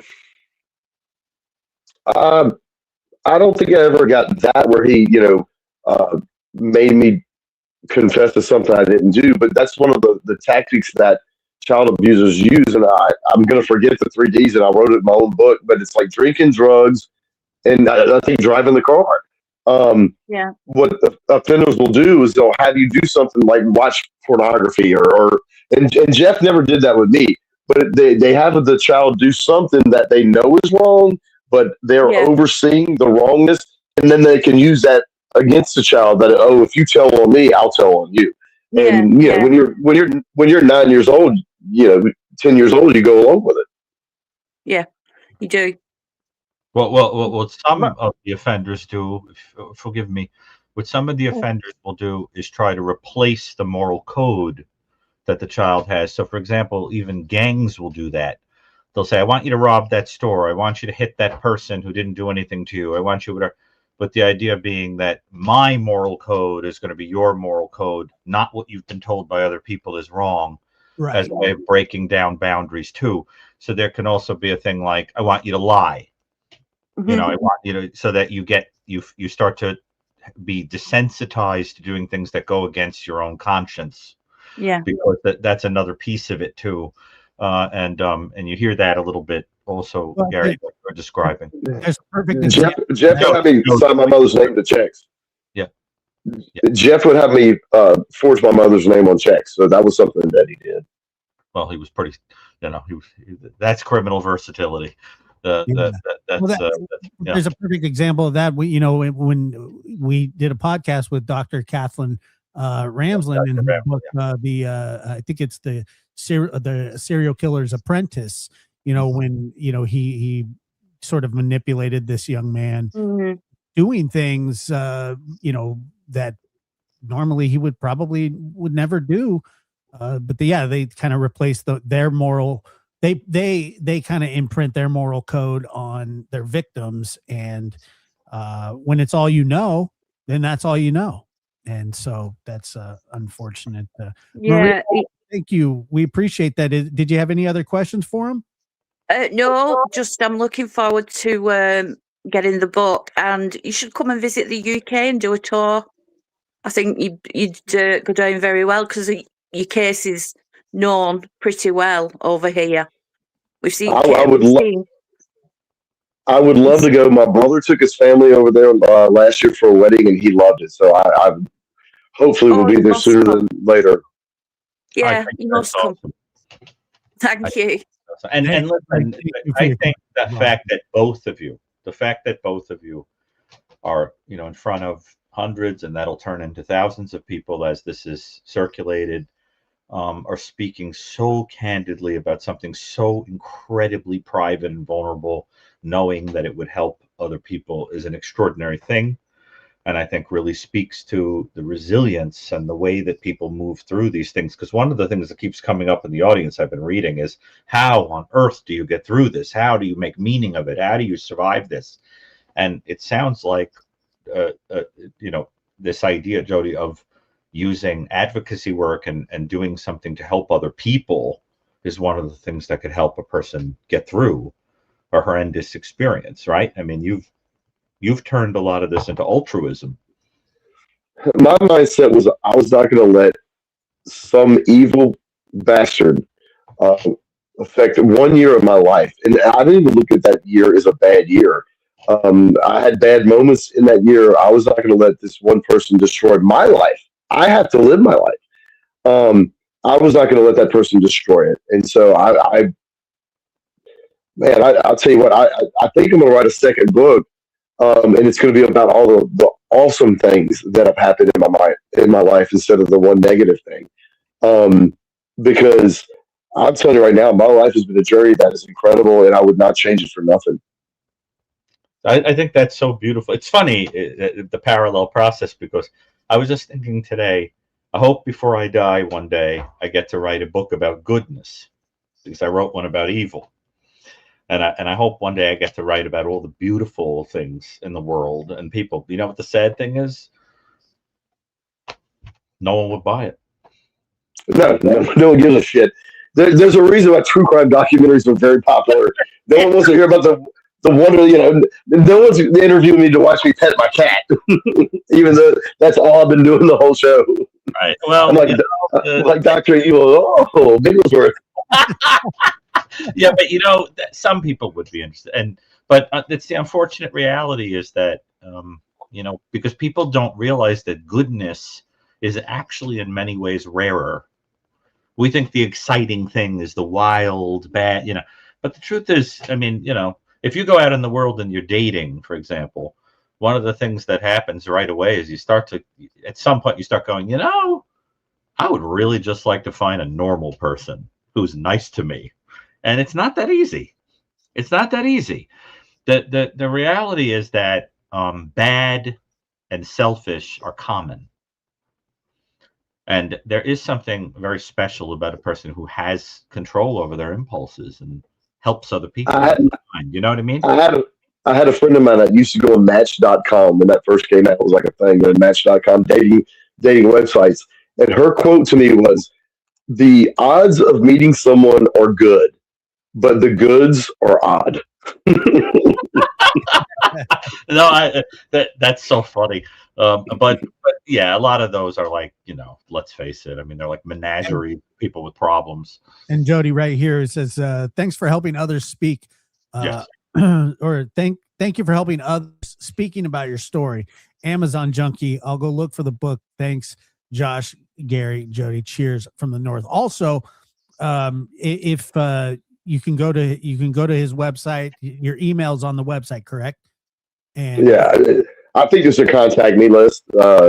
So I'm very easy to get in touch with. Yeah, so you can order. Yeah, he's very responsive on his emails, and as we were going back and forth, a little bit this week. And once again, I can't thank you enough. We have another call here. Martha, go ahead. You're on with Dr. Gary, me, and Jody. Hello, guys. Hi. How are you? Tonight? Doing well. Thank you. I wanted to ask Jody if she has heard of the Aaron Spencer case from Arkansas. Very similar situation as his. And he's being charged with murder. If it's the one I'm thinking of, I have heard of that case. Again, my dad was charged with second degree murder, so let's just see how the courts play out. I think Arkansas will be probably just as sympathetic as Louisiana was with my dad. And about 10 years ago, there was a case in Texas. So let's just see how the process works its way out. Yeah, that's what I'm hoping too, because, like you said, parents just want to protect and do what's right for their kids. And I've gone through a similar situation, not nearly on the level, but it was my daughter, my youngest daughter. She was from the age of 4 to 6, was being molested by my stepfather. And it was quite hurtful because my mother knew about it and never told me anything until after the whole thing came out, when my daughter finally spoke of it. And I don't know about you, but I find talking about that situation helps me to cope with it. Is that your dog? Yes, it is. Is that your new little dog? You got a new dog, right? Yes. She got a little Frenchie too. No, She's like a little baby. She's not a Frenchie. She's a Chihuahua. Chihuahua, excuse me. It's so cute. Yeah. Sorry, I didn't mean to interrupt. I would say, but I could just hear something in my monitor. I was like, "What is that?" Here's. I'm sorry. She's okay. My I'm hair. sorry. I'm so sorry for interrupting. Go ahead. That's okay. Josh can't help himself when there's a canine, and I didn't know what I was doing. It goes like cuckoo. Yeah. It's been a very animal friendly broadcast. Yes, it has. We love it. So, Jody, do you find, like I do, talking about your experience helps you deal with it? Well, I think my experience is a little different because I had to face what happened to me at such a young age. Like at 11 years old, I couldn't deny what had happened because my dad's actions made it publicly known. But I try to look back and reflect and kind of look at it as like somebody else. But the big thing that happened to me was in 1991. I was a week from being 19 years old. Me and my dad flew out to New York City to be on the Geraldo Rivera daytime talk show, which, by the way, I saw the first episode of the daytime talk show Madness on ABC, and I'm looking forward to the second one coming up. And I've been on like 6 of the talk shows. After me and my dad went on the Geraldo talk show for the first time, the show aired in June, and I got a call from Mike Burnett, who was the lead sheriff on my case. And he called me up and he said, "I want you to know this is going to be in the news. We arrested this pastor who had been molesting these 2 boys. And one of the boys saw you on Geraldo and came forward, and he gave you credit for that." And so when that became public, that's the moment when I realized that I could take something negative and share my story and affect other people in a positive way. So that's always been my motivation. It's never been about like me, whether it's cathartic to help me. I mean, I feel like I dealt with my shit early. And now I can use what happened to me and look objectively and think about life. I mean, my ex-girlfriend from high school, I mean, I was a controlling jerk, and I make fun of myself to her all the time about how manipulative and controlling I was because that was my model as a young child. But yeah, so I try to look at things as not only a victim, but as a survivor, as a college graduate, as a victim advocate, as a crisis counselor. So I try to use all that, but yeah, I think my situation was a little different because I realized I can make something positive out of it. Well, Yeah. well, Jody, while we have the caller on, one of the things that you haven't touched on, and actually a bunch of people are asking about it, is what were the long-term effects of this? I was going to ask that. Did you have nightmares? Did you have flashbacks? Did you become afraid of people? Did you avoid relationships? What happened to you as a result of this? Did you compartmentalize it? I collect cats. No. And again, I can sit here and say, okay, I'm not married. I'm single. I haven't been on a date in a decade. I collect cats. I don't want kids. Now, had this never happened to me, would I want kids? I don't know. I can't answer that one. But as far as the negative, I can't think of anything that I would attribute to other than me not wanting to be married. No anxiety, no panic attacks. Wait, what was that? You said no anxiety, no panic attacks, no nightmares. No, nope. Never. That's odd that you say that because my daughter, It's amazing. never married. She's in her late 30s, and she's never married. She's never wanted kids. So same kind of thing. My sister, who I do have permission from who was also abused for years. She has children, but she can't get close enough to somebody, anymore, because it's the trust, she's and it'll be like that probably for her for the rest of her life. She went through a lot as well, just like I did, but in some instances she went through more because she was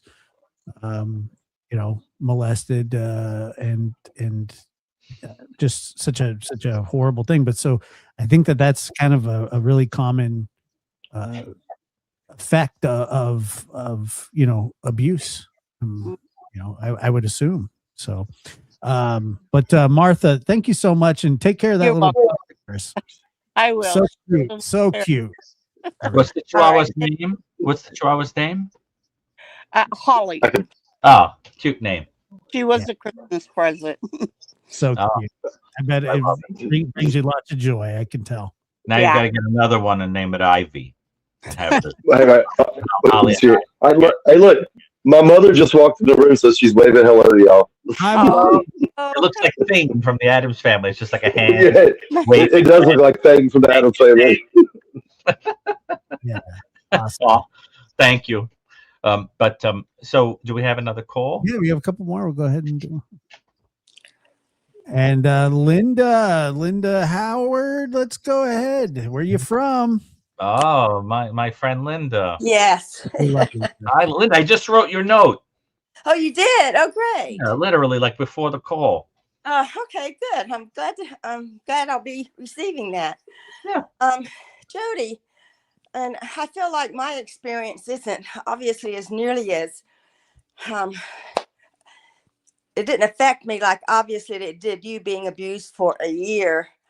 And you actually Linda, hold on. Pardon? Hold on. We Jody dropped. Oh, okay. Give me a second here.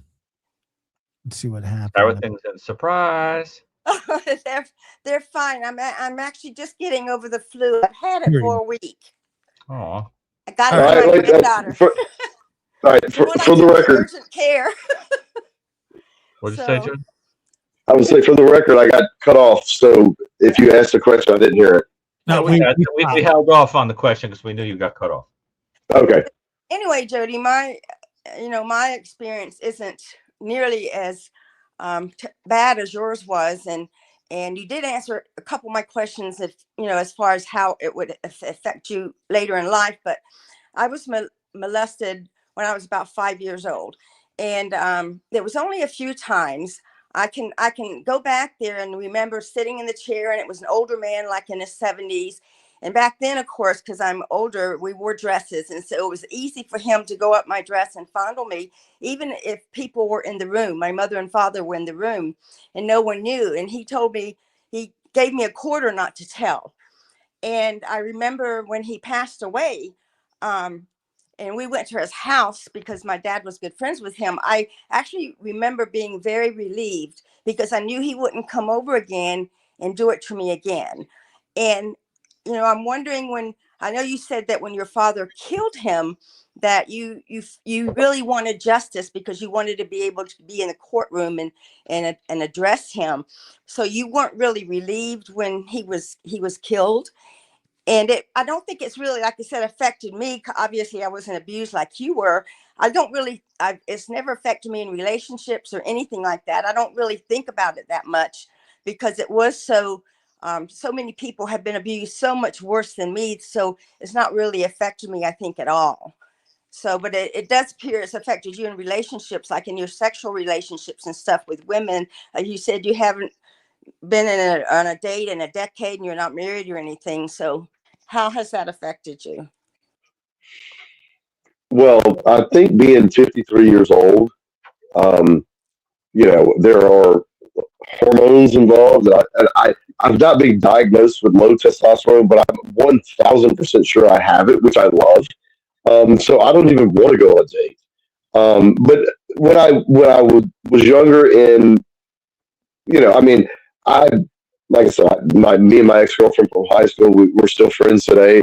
I got another uh, someone I would consider an ex girlfriend. I texted her this morning because my sister went to this event with my niece and ran into like the guy. We went to the wedding, and so we did a picture of my niece and my friend together from 20 years ago to now. So I still have healthy adult relationships. It's just I don't feel the need to have like a pair bond with adults. I like doing what I want when I want with who I want. I like spending my own money on me, and until that changes, I don't see myself hooking up. Well, Jody, one of the things I wanted to ask you about, and this might be a good place to do it, is that nowadays when and this is very understandable, when there is a minor who's victimized by somebody, they don't tell the public who they are. Their name is hidden, right? They just say that there was a person of this age or whatever. In your case, for a whole bunch of reasons, a lot of people knew who you were at the time that this happened. Did that affect you in terms of living in your town, walking around, having friends at school? I mean, people would have known that this had happened to you, even the boys your own age or the girls in your peer group and so forth. Did it lead to being ostracized? Were people understanding? Did anybody make fun of you? Were you bullied? What happened to you? I never heard you address that before. All right, so most people understood. Like I think when Daddy shot Jeff, I think all the parents of the kids I went to middle school with sat their kids down and was like, "Look, this is what happened." There was only one kid that ever said anything negative to me, and he did it at PE, and he did it in front of the class, and the class wanted revenge on him.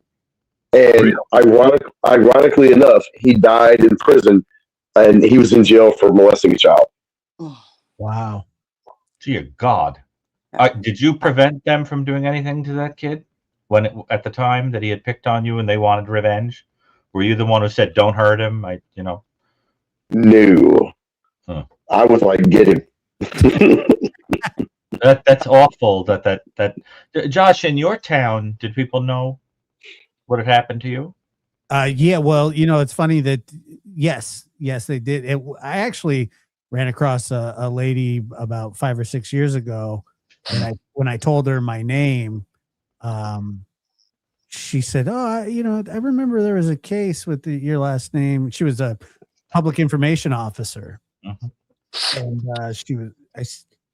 she said, I wonder what happened to those. I wonder whatever happened to those kids. And I said, "I'm right here." And oh my God. Yeah, and she goes, so yeah, there was some, not a ton, but yeah, there was definitely. And I'd also ran into friends of my parents, from years, before, and so there was some of that, but at the time, because I was so little, I didn't know the extent of what was going on, but it was a big deal. It was a mess. Of course. But that is a weird thing when people can identify you, especially when you're still a kid. Yeah.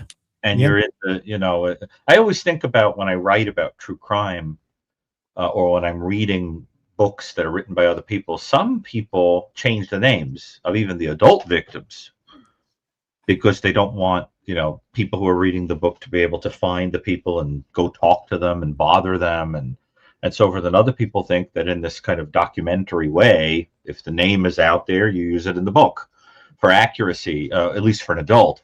But it is a tricky kind of ethical thing because, like Joe, your name is out there. You happen to be comfortable with people contacting you, but some people might want to put it behind them and not be bothered by the curious and so forth. And, and then the other thing that I have heard of is offenders who find out that a minor living in the area has been assaulted and then seeking out that person, because they think, well, the barriers are already knocked down.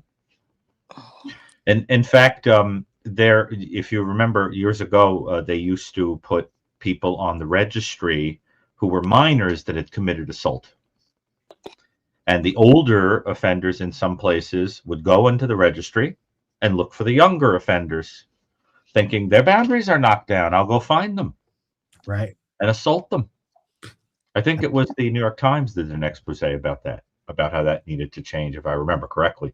So, this stuff is, so it was interesting to me to hear that you were walking around with a lot of people aware of what had happened. But you also were like kind of getting famous. Like you were on TV as a kid. And I mean, there was that too, right? I mean, you were on all kinds of talk shows and I mean, you know what I mean? It's you had that too. You had that kind of attention. Also, well, I didn't start going on the talk shows until I turned 18. Like I said, the week before my 19th birthday. But I wanted to keep the story in the public eye. I never knew there would be such thing as the internet, Twitter, Facebook, to where every Father's Day my dad goes viral. Every March 16th my dad goes viral. I get tagged at least twice a month in some videos about my dad going viral. So my dad has gotten more popular in the years that he's been dead than when he was alive. And I don't know if he would like the attention he's getting, but ultimately the whole story will come out. Well, and the thing is, he didn't do it for he wasn't doing it for attention. He was doing it because he was obviously enraged. Nuts.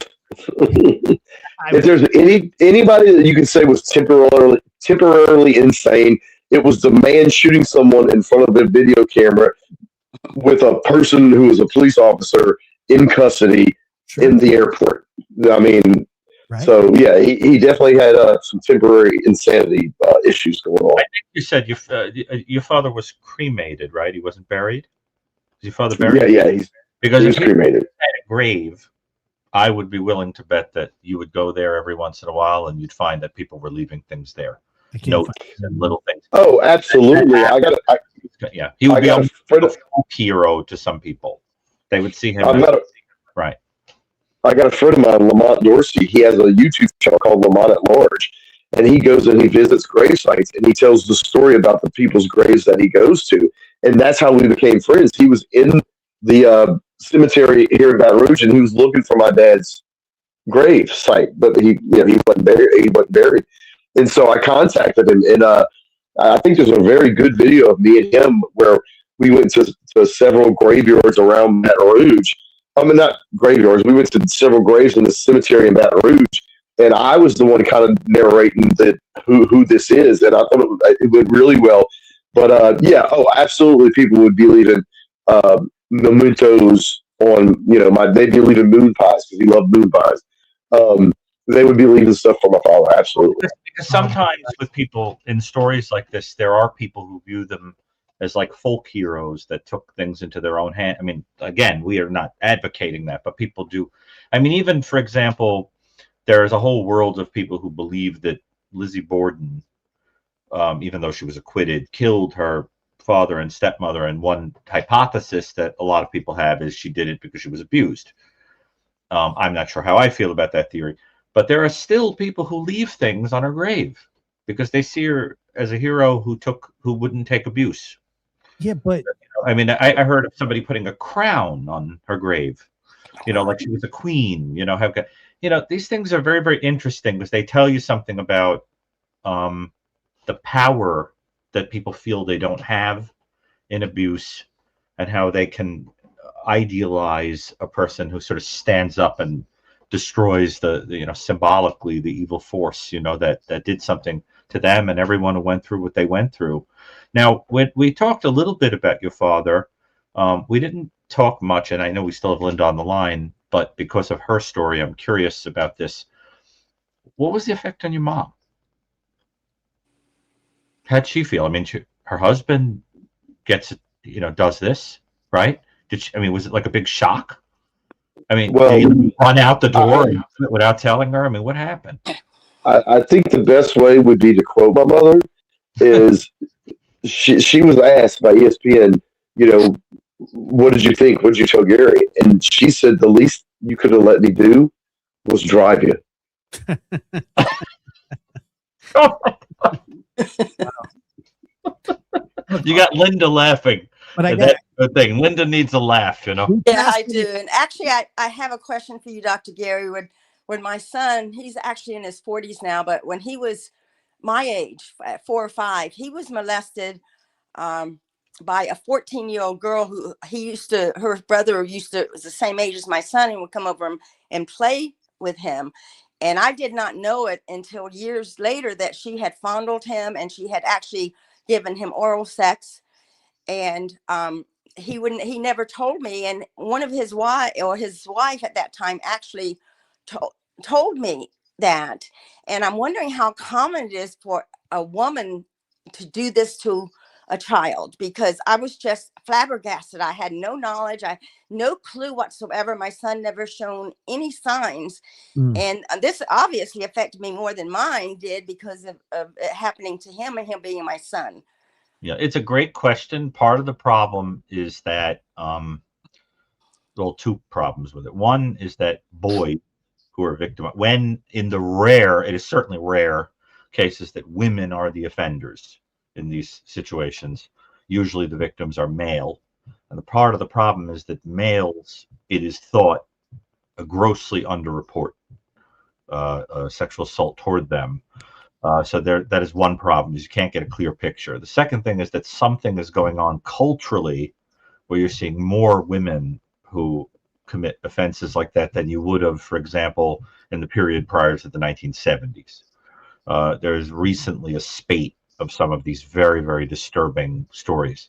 For example, there's a case, now I'm going to be very loose with details here because it's too disturbing, but there's a case I'm writing about for the new book manuscript I'm doing of a woman who brought edibles to school to give the children in the class she was teaching, and she put her husband's semen in the food that was distributed to the children because of her, whatever reason, right? So this is a disgusting perversion. There are stories like that of this kind of stuff. So, as I said, that's the edited version of how hideous that story is. But are you talking about the Dennis Perkins case in Louisiana, right next door to where I live? Oh well, you want to give details on what you're talking about? Yeah, just what you said. Yeah, she made cum cakes and gave them to the kids. This is a story out of Louisiana, Denham Springs, which is the town next door. My older brother used to live there. Actually, he lived in Hammond. My bad, it wasn't Denham Springs. Yeah. But yeah, it's a case from Louisiana. I believe it struck out in 2019. I think it was October of 2019. But yeah, it's a very she filmed it, right? She filmed it. That's the most. There was film too, but they were drugging a lot of other people. But yeah, you can definitely Google it. Oh no, I know, but I didn't want to say the names because I'm writing about it and it'll be put out there. But I do want to say, I was to say, feel free. I want people to Google it because it's so disturbing. Feel free to delete this out if replay. Listen, it's factual. It's out there, and you think people aren't going to Google it. But the thing is that it's an example of a female participating in some pretty, I mentioned before Carla Homolka, who participated in the assault of her own sister with the offender she was going along with, right, Paul Bernardo. That you do see things like this, but it's interesting because often it's participating with a male offender. Right.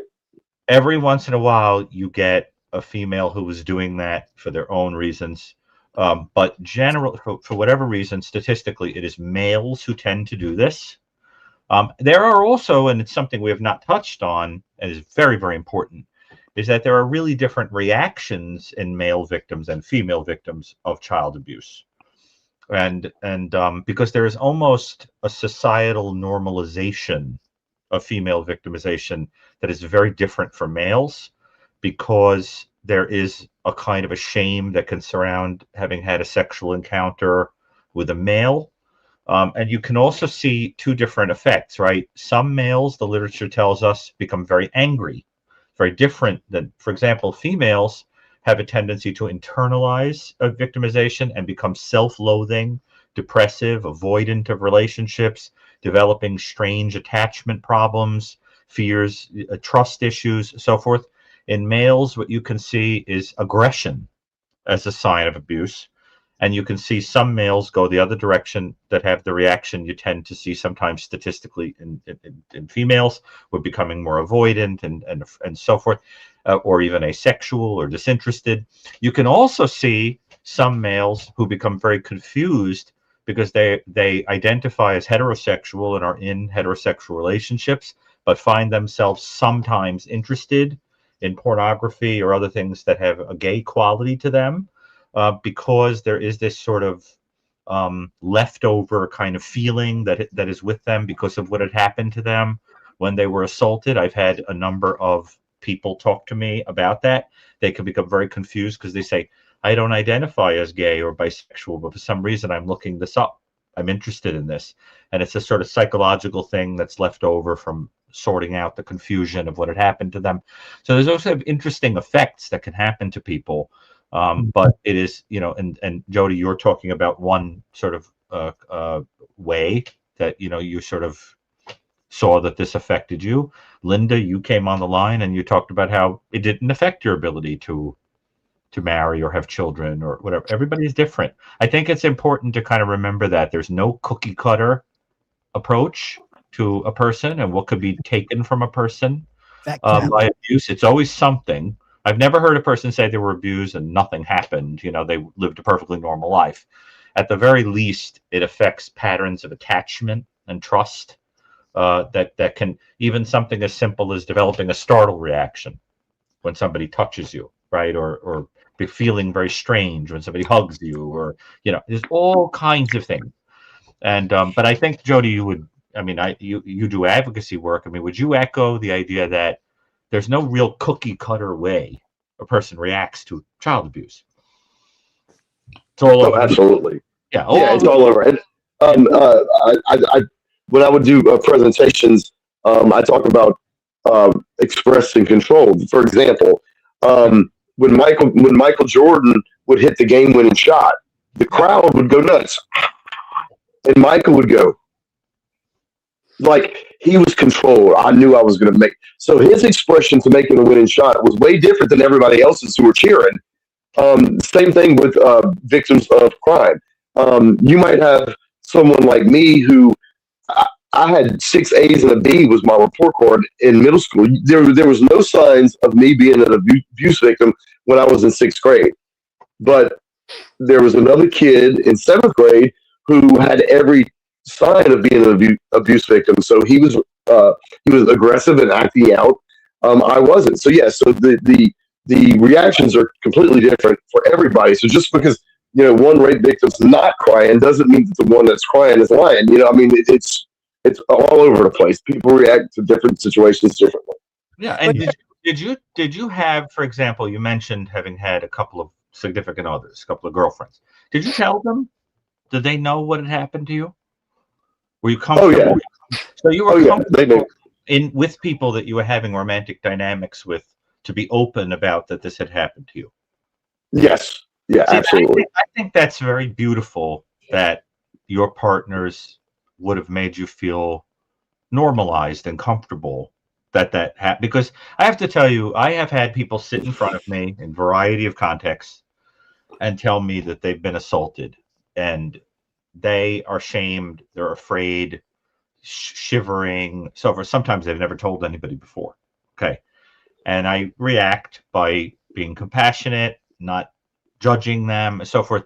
And a lot of times they're amazed that they didn't imagine that somebody wouldn't judge them or wouldn't think less of them or wouldn't think they're broken or wouldn't think that there's anything terrible about them or wouldn't think. And there's something about the non-judgmental approach that could save a person's life when they're really, really in the darkness about this stuff. I've also dealt with people who don't even accept that it happened until it's really safe a long time later. That they become hysterical, realizing that 20 years ago, their father that they adored was touching them.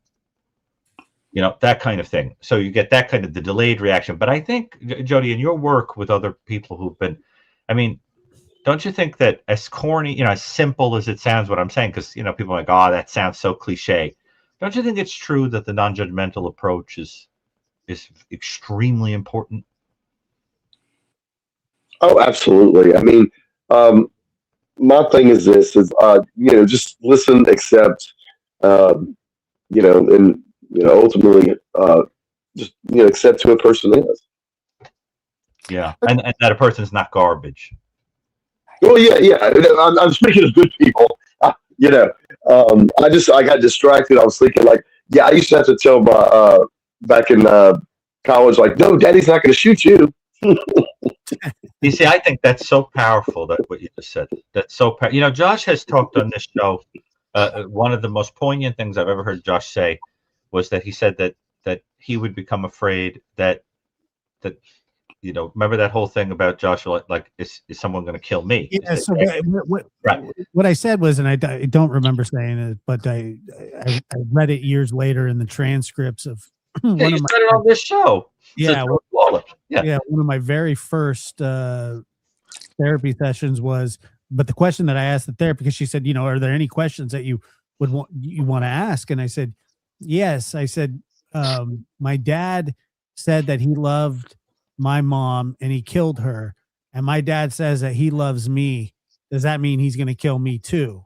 And I grew up thinking, not, you know, up until a certain age, but I grew up kind of confused by that whole, you know, because he was always, even in the papers, he was like, he proclaimed his love for her. I loved her so much. And I was like, but you don't do that to people that you love. Like, that to me was a very confusing thing until I got a little older. And another thing that I really relate with you on was, I wasn't going to let what happened to me and happened to my mother ruin my life. I was going to live my life in spite of all the atrocity that happened to my mother and my family. And, you know, I chose to have children and, you know, raise them. And it was the best form of living that I could do, was to be everything that I always wanted in a father, and to try to be that to my children. And that had always been, and it is still to this day, even though, you know, I had children very young, that's still my goal, you know, is to be that sort of person that they could turn to in a time of need and chaos and confusion. And, you know, yeah. So, but and Linda, thank you so much for your call. We got one more call. Just one quick comment for Jody. Jody, I'm so sorry this happened to you. I think you're truly an inspiration. And if you'd been my child, I would have been your mother, and I would have driven my husband to the airport too. So there you go.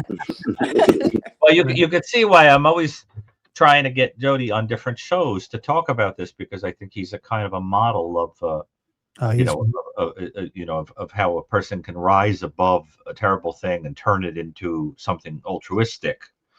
And that's the commonality, of course, between you guys, you know, that you could have gone in a terrible direction and been furious young men, of course, but instead decided to be better than people were to you in your own ways. And I think that's the thing that's so extreme. That gets right to the heart of this idea that I'm interested in writing about, right? About the I have a cousin who was there that day. His mother was shot as well. My dad shot my mom, and he shot my aunt. My aunt lived. He won't talk about it to this day. He just refuses. Not a word. Not only that, but because of this, drugs and alcohol have taken a center point in his life. And I have spoke to him so many times. He refused to go to counseling.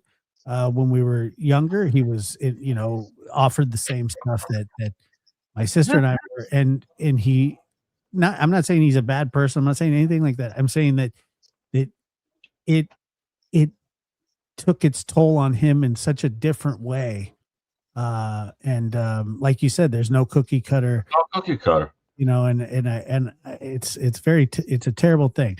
Rach, you're on with Dr. Gary, Jody, and myself. What are you up to? Where are you calling from? Hello, gentlemen. I am calling from West Tennessee. West Tennessee. Beautiful. Yes, sir. And I remember Jody's case because I actually grew up in Southern California. Ah. And this is a big surprise that I turned on my TV and YouTube tonight and that I saw your show and I was surprised. And I had always wondered what happened to Jody. And I am so glad to see his lovely face with you two supportive, wonderful gentlemen. And you know I love your show anyway, and I love Dr. Gary, so I am so happy to see Jody. Awesome. So I guess I have a few questions and a couple selfishly so. All right. So I guess it's sort of blending a lot of Dr. Gary's side, Jody's side, and even Josh's side of where victim meets advocacy, clinician, and adulthood versus childhood. And I guess the selfish aspect comes up, and I didn't expect it tonight, but growing up in Southern California, my younger sister was victimized by a gentleman that later ended up on death row for unaliving an elderly woman in our community. It ruined her life. I may know the case. I don't recall the gentleman because I was very young.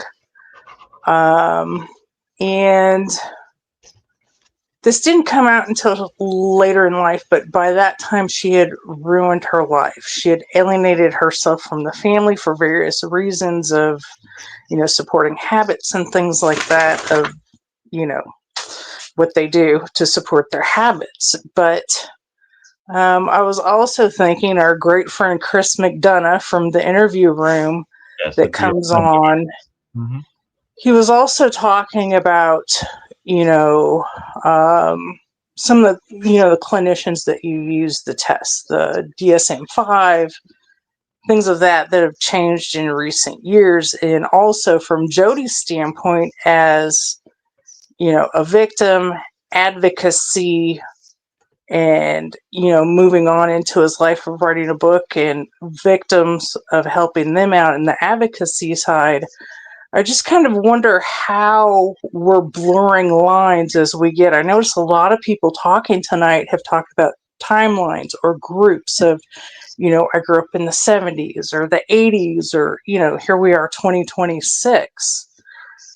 And I'm wondering, just from a victim, a clinician, and advocacy side, of changing the certain terms, and now we're becoming more knowledgeable, some of us, of reading these different things of different terminology, like pedophiles, the hebephiles, and I believe even like ephebophiles. Am I correct on that term, Dr. Gary? Where there's you're talking about. Yeah, right. Go ahead. A later attraction in that later category to like teenagers or so. But I'm wondering, as far as like society, what do you guys see as far as advocacy and victims?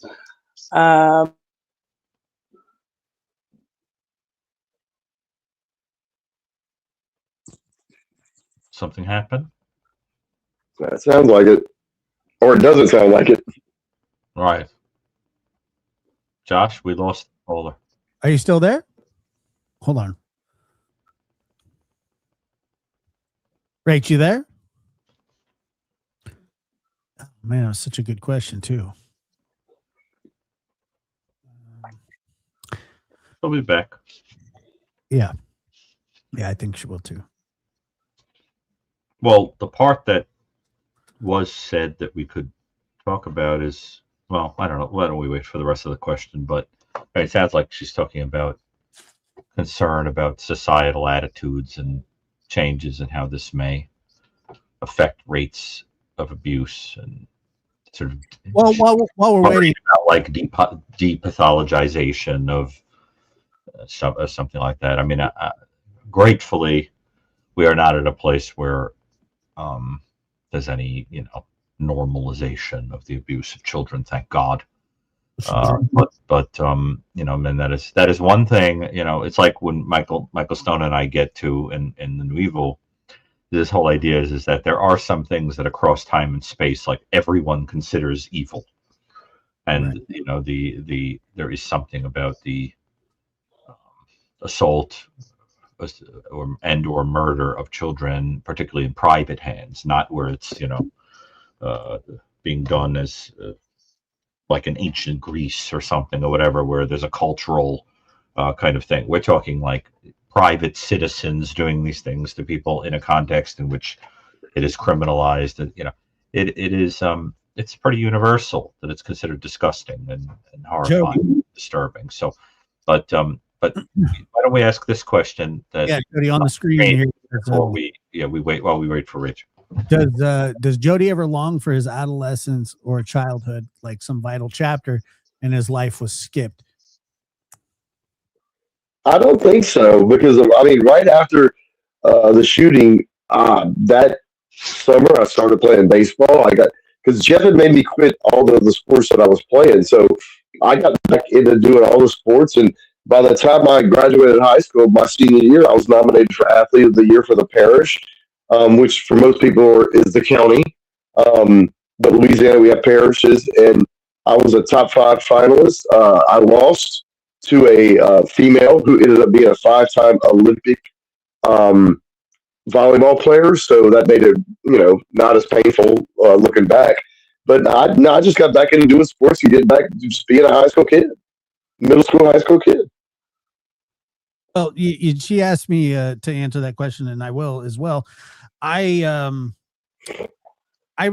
only thing that I really regret is, or not regret, but wish was different, was that I wish that I wasn't as my eyes weren't as open to the horrible things that actually do happen and can happen at such a young age. It's kind of like like Adam and Eve eating the fruit. Exactly. Yeah, exactly like that. And I tell you, also with me too, baseball was a huge part of my life growing up. It's actually still is. I love baseball very much. Rachel's back, so let's go ahead and talk to her. Yeah, then after this, I'm gonna have to go. Yeah, we're finishing up right now. Okay, Rach, go ahead. I don't know where I lost you. I have my TV on mute and everything, so I don't echo. Anyways, I guess my point, what I was getting to is, clinician, advocacy, victim. When do you start finding words for how you're feeling, or what is that process like? And are we blurring the lines as a society of redefining, such broad groups as minor attracted people? How, as a society, do we better help victims as a whole? What do you think? Well, the one thing I would make me think when she talked about minor attracted persons, a map. I went and saw a comedian recently, and I gave him a book because of this joke. As he said that, first off, I'm not comfortable with, calling you a pedophile. To me, you're having sex with children. You're, a scumbag. That's one of those accepted things that where most people are like, child molesters in prison, they don't do well. That's kind of why I was wishing Jeff would go. But he said, you want to be called a map? It goes, I'll call you a map. You're a MFing ass pedophile. Map. And I was like, yeah. And I was like, no, you get a book. So I gave him a book. And he was raised like, I want to say Jehovah's Witness, like in Utah. And so he had kind of like a weird background, but he was very appreciative of the book. But no, I don't think it'll ever be normalized. Yeah. I love the symbolism of Jody going around with this book.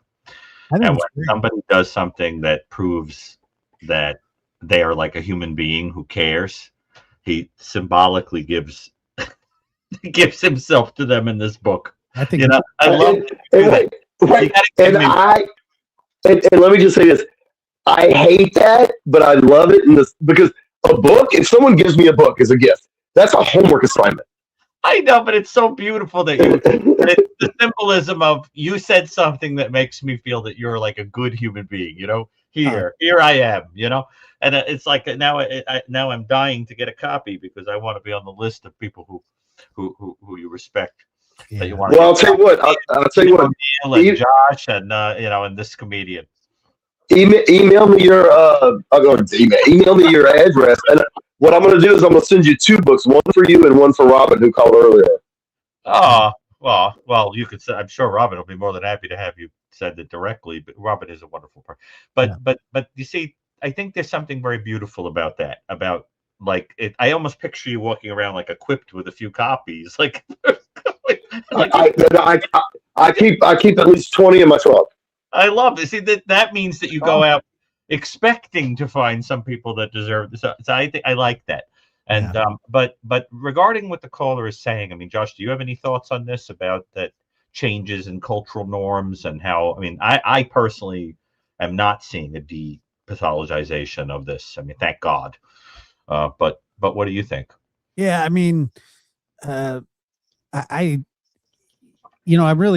really weary of those kind of the minor attracted person and that's a whole other.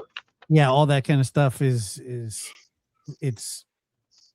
I'm like I said, I'm 40 years old, so I come from a place where somebody touching a kid sexually is it's just bad as it gets. Yeah, there's no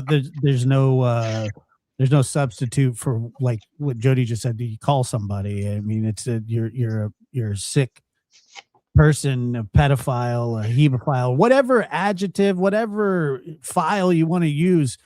It's all wrong. It's all disgusting, and I think that it's such a horrific thing to do, and I don't think still to this day carries enough time.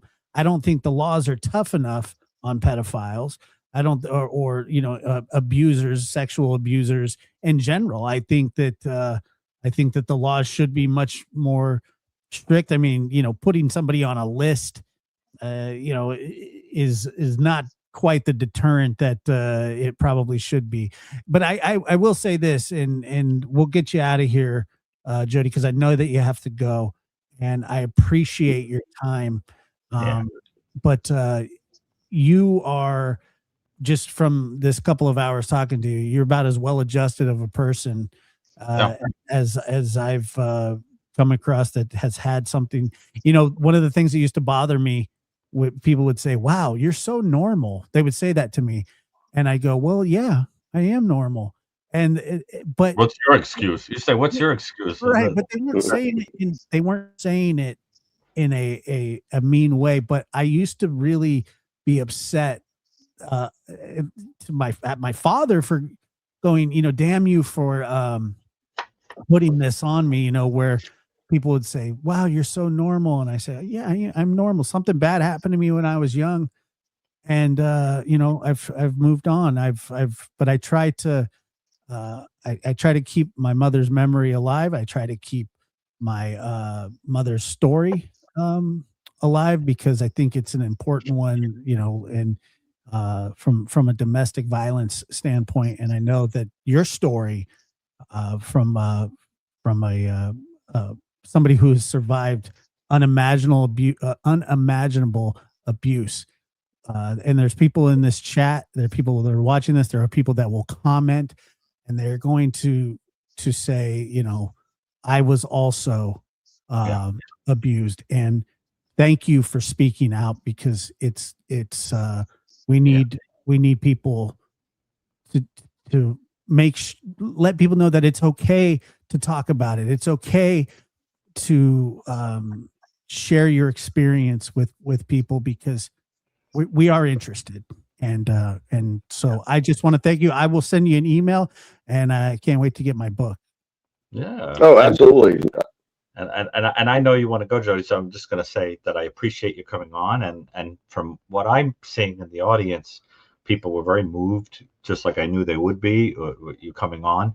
And one of the things that people kept asking over and over and over that they wanted you to touch on, and maybe it'll be your departing, your parting words, is that some people in the audience who've been assaulted are confused about why they feel almost that they liked the person that was hurting them. And they want you to touch on that. In other words, is it wrong that you could remember the person who did a terrible thing to you as a mixed human being who was likable and hideous at the same time? Do you think of him as sick, or do you think of him as evil? All right. So, and the other thing is why. And there's of course a whole psychology to why people will like a person who hurts them, which we could talk about separately. But what would you say to people who keep bringing that up in the audience? Well, the first thing that abusers do is they gain the trust of the child and the family. That goes back to the grooming. And so 99% of your time spent with this person is pleasurable. Like I said, we would go to the movies. I mentioned this the other day, ironically. Me and Jeff used to go to the movies all the time, and we went and saw the movie Sudden Impact with Clint Eastwood three times at the movie theater. Ironically enough, it's about a woman who goes and murders the people who raped her and her sister. So yeah, that's not uncommon for people to have an attachment to their abuser, but it doesn't take away from the fact that their abuser's a scumbag piece of shit like Jeff was. So, I mean, the two things can coexist. Well, that's just it. And I think what you're saying that I think is so important is that it is a result of the exact method that is being used by the person to mingle abusing you and kindness to win your confidence and break your barriers down. So you walk. And the other thing, of course, is a kind of Stockholm syndrome where a person adaptively tells themselves that they like or care about the abuser as a way of sort of dealing with it, right? And then that because it's like adaptive in a certain way to come to feel that way. So I think that was extremely. And by the way, I think you just made some true crime news in the sense that you just revealed something that I had never heard, and I'm going to remember the rest of my life. Are you telling me that you went with your abuser to see a movie about somebody committing vigilante crime against their offender 3 times, and then that's what happened to him? It's almost poetic. The irony. Wait, and that was you literally just blew my mind. That's going to be like literally like a short on TikTok. For those who are unfamiliar with the movie, that is the movie where Clint Eastwood was like, "Go ahead, make my day." They wrote a song about it. It came out in '84, right after Daddy shot Jeff. I can't make this shit up. I mean, she's getting ready to run from me, but say bye, Lola. We appreciate you. We appreciate. Well, that's amazing. And that cat is adorable. It's very adorable. And, maybe in the future we can have you back on. I would love that. This was a You've helped a lot of people. That's discussing. the thing I want you to understand. You helped a lot of people more than you may realize. That you really. I'll be more than happy to do it again. Awesome. Well, you're a good guy. You've never said no anytime I've ever asked you to do one of these shows. So I love a giver.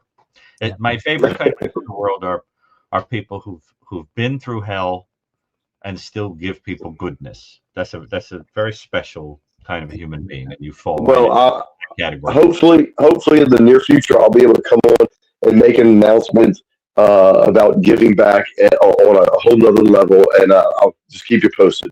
Awesome. Okay, I think okay, that sounds good, Josh. Okay, yeah. Feel free to make that announcement here if you want. If Josh lets you. Very much so. Thank you, Josh. When the time comes. Very good. Thank you so much. Take care. Alrighty. Bye. Josh, I'm willing to take another couple of calls. I'm all right if you are, or unless you're exhausted. I'm not exhausted, but I closed the line a while ago. Oh, okay. Well, because I really that you see now why I thought it would be wonderful to have Jody on. It's terrific. Fantastic. Yeah. But such a heartbreaking story, and yet he has dealt with it with such grace and kind of kindness, and he's just a very special human being. And I guess without Jody here, I just wanted to ask you. I mean, can you imagine how the family must feel? I mean, the mixture of feelings you must have, knowing that one member of the family went out and just sort of took it into their own hands and killed the abuser. I mean, you could just imagine the feelings, right? I mean, but you can understand. Of course. It's one of those things where you want to say, well, I don't encourage, I don't sponsor that kind of, but at the same time you go, you get it. Lord, I absolutely understand why his father would do what he did. And as a father, I don't hate him for it. I think that I feel like I completely understand. And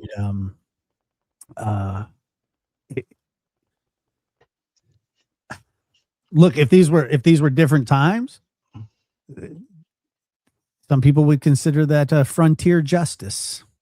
Well, that's what I think people feel about it. Some people feel that. But I'll tell you, I was once presenting on The New Evil, for those who know the book.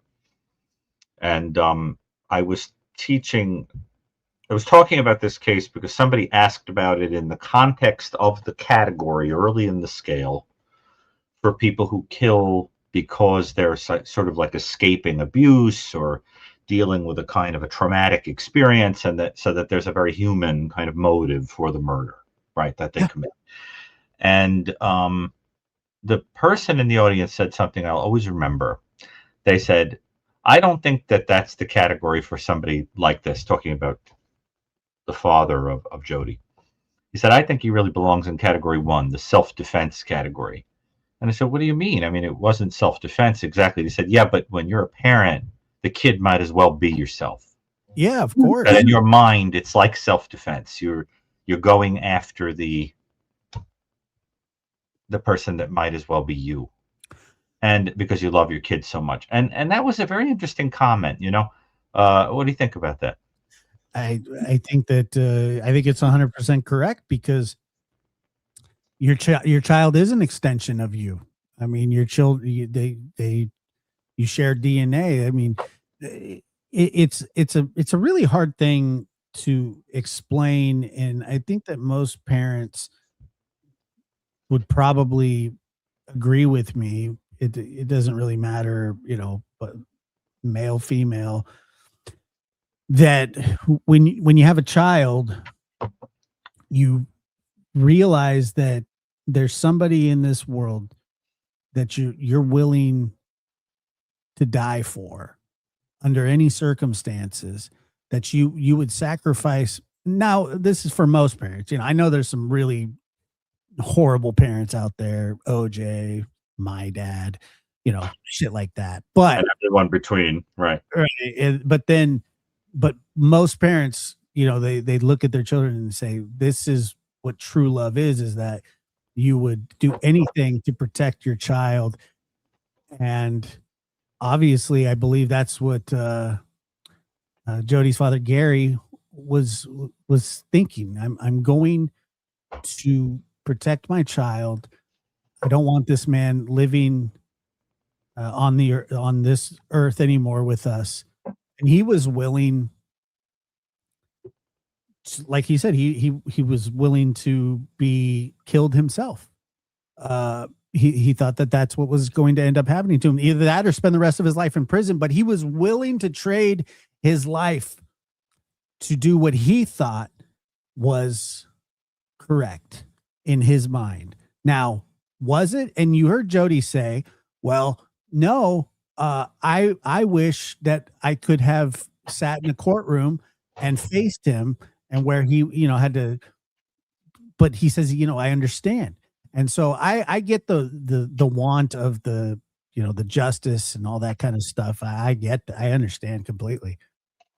But you heard what he said, that his father heard about the medical testing that indicated, that there had been abuse.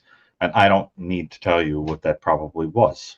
I'm sure it was. Okay, now, so you got to imagine a person who hears something like that and pops,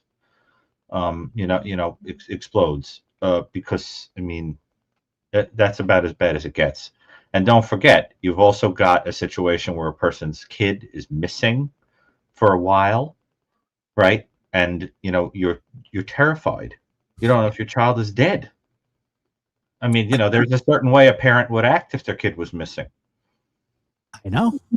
Right. I mean, so you got to imagine the heat, the terror, the anxiety, the everything that a person is feeling, and then on top of it, it turns out that person's alive, but what happened to them was so horrendous. You start getting into that sort of passion-related kind of crime that's very low on the scale that Michael's son and I talk about. When my kids reach the age of going to spend the night at other people's homes with their friends, I was always very, I would always want them to have their friends over because I felt like, I could control the environment, that it was safe. I didn't, typically know, but they're around 12, 13. And, at some point you kind of have to let your children live but you would want to meet the parents and speak with them. And of course you could never really know, but I would have to have these conversations with my kids. And I would say, look, has anybody ever touched you inappropriately, made uncomfortable remarks with my children? I absolutely did on several occasions. And kind of the funniest thing, well, it's not really funny, but I was trying to broach the subject the very first time, and they were probably somewhere around 10. But when they started, spending the night with friends, and I sort of broached the subject, I said, has anybody ever been, inappropriate with you, said something, maybe tried to, touch you in a way that made you uncomfortable? And I remember the genuine reaction was, what the hell are you talking about? And I went, that's a good response, and but then I sort of put it into context, like, this is why you should know that. And I said, and I hope that you do that with your children, because we need to know. We need to know this isn't something that you would have to hide and be embarrassed and ashamed of. And so that was a conversation that we had a few different times. And it was funny because as they got older, and my son Peyton, he said to me, he says, you remember when you used to ask us those questions and I always thought it was weird? And I said, yeah. And he says, I know why you did now.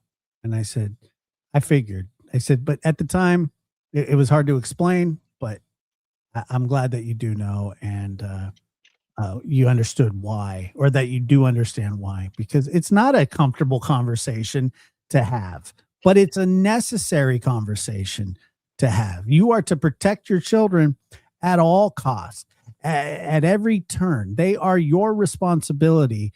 And the fact that there are people out there that want to harm your children, that want to do harm to you as a child, it's unnerving, and so. Well, but Josh, the other thing, of course, that as I can say as a clinician, is that there are sometimes signs of abuse that are very easily missed or that are soft. No doubt. For example, bedwetting, a very interesting reaction that some children have to being abused. Why do you think that is? Why is that a reaction, though? Because that happened to my sister, and I know why she did it. Well, I'm not going to ask you to tell me what the reason was it happened. The reason was she was scared to get out of bed in the middle of the night.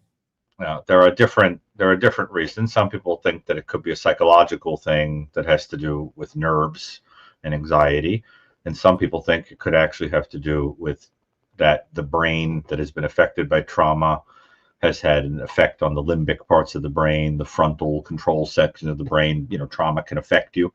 And some people think that it's actually due to damage to the area of the body because of abuse. Yeah. So that there are all different reasons why it can happen, but that can be an abuse sign.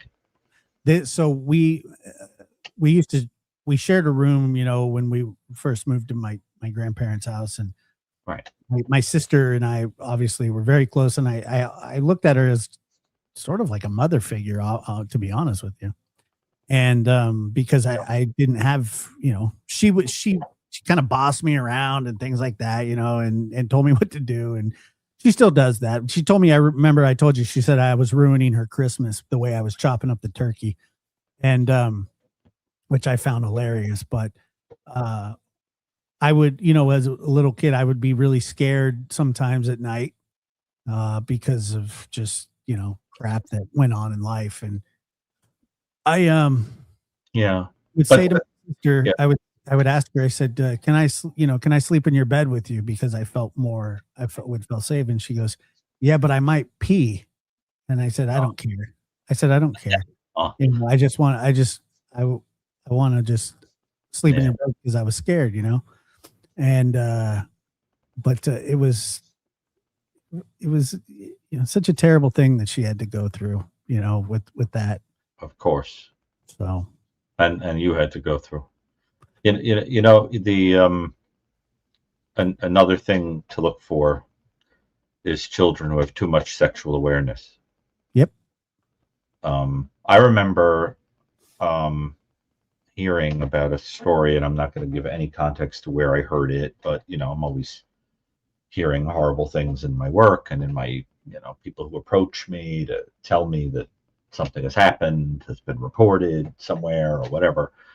And the story was that someone had become very, very disturbed that their child had done something like they had inserted their finger into an animal.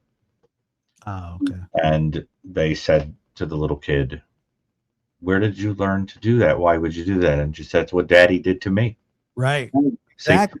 So, that always haunted me, the image of that, but the idea is that there can be that kind of normalization of things, by experience. So, this is such a hard topic, but the thing is, you have to look for and then of course, marks on the body, things. Sometimes a physician will discover something, but these are things that are just so impossible to talk about because they're so hideous. I mean, I'm a person, and as I'm sure you are, I mean, I love children. I think that they're a blessing, that in the way that in the crapshoot of life, they could be born to somebody who would hit them, hurt them, yell at them, no less violate them in that way. It goes against every fiber of me, to even imagine such a thing. I mean, how do you think I feel that I have to work with people, in a non-judgmental way, speak to people without, I have to compartmentalize and kind of, what about how often I have to hear stories of people who are on the other side who were the victims as opposed to the abusers. Yeah. So it's rough. It's a terrible subject. Terrible. But I think it's brave that you're allowing it to be talked about in your show. Yeah. I think it's very important. And someone in the audience also pointed out something very important, a very good point. Another sign, another reaction that we didn't mention earlier with Jody that you can see in some people to sexual abuse is promiscuity. For example, a number of people who appear, both male and female, who appear in pornographic movies, a lot of them have been sexually abused. Oh, no, yes. What you wind up with is this kind of almost like it's this sad idea that you think you sort of, that's all you are. I mean, I'll tell you a very sad story. Yeah. A very sad story I heard one time. Somebody told me a story. I won't say who this was, but somebody told me the story that they were out on a date with a person, and they didn't like each other. This guy and this woman didn't like each other. I'm trying to remember this story. They didn't like each other, But before the date ended, the woman said to him, well, since you paid for the dinner and you picked me up and the whole thing, you can sleep with me. Yeah. Even though I know we're never going to talk again, but I don't want you to feel like you didn't get anything out of this. So the man said to her, what are you talking about? I mean, we've already agreed that we're mutually not interested in each other and whatever. And she said, I don't know. I just kind of feel like I owe it. I owe it to you because you were nice to me. You were nice to me. Well, this person, to his credit, stayed with her and was supportive and talked to her. And she explained that she basically had been abused so frequently that she essentially thought that that was her worth, that that's what you give to a person who's kind to you, that that's the expectation. I mean, in her case, the people hadn't even been nice to her. The person who had abused her hadn't been nice to her. But she thought that she owed it to someone simply for being nice. And that was her bartering chip. You see, I just think this stuff is so sad. And what I'm getting at is that the long-term effect of abuse, and this is why I think someone who harms a child is so monstrous, in so many ways so monstrous, is that it doesn't just hurt you in that moment. It can rob you forever of the ability to have a normal, trusting relationship with another human being, to think that that touch can be good. You know, that a person putting their arms around you doesn't have to be a lie, that that you're worth more, you know. I remember I said once to a person, I didn't think much of it at the time, and then years later, a person came back and told me that it was one of the most beautiful things anyone had ever said to them. And as I said, I didn't think much of it. But this person came to me who was very, very, very destroyed by having been abused. And they said, I just feel so dirty. I feel so like I have mud all over me. And I said, I want you to think of yourself like a very beautiful, shiny marble, beautiful colors, iridescent, whatever.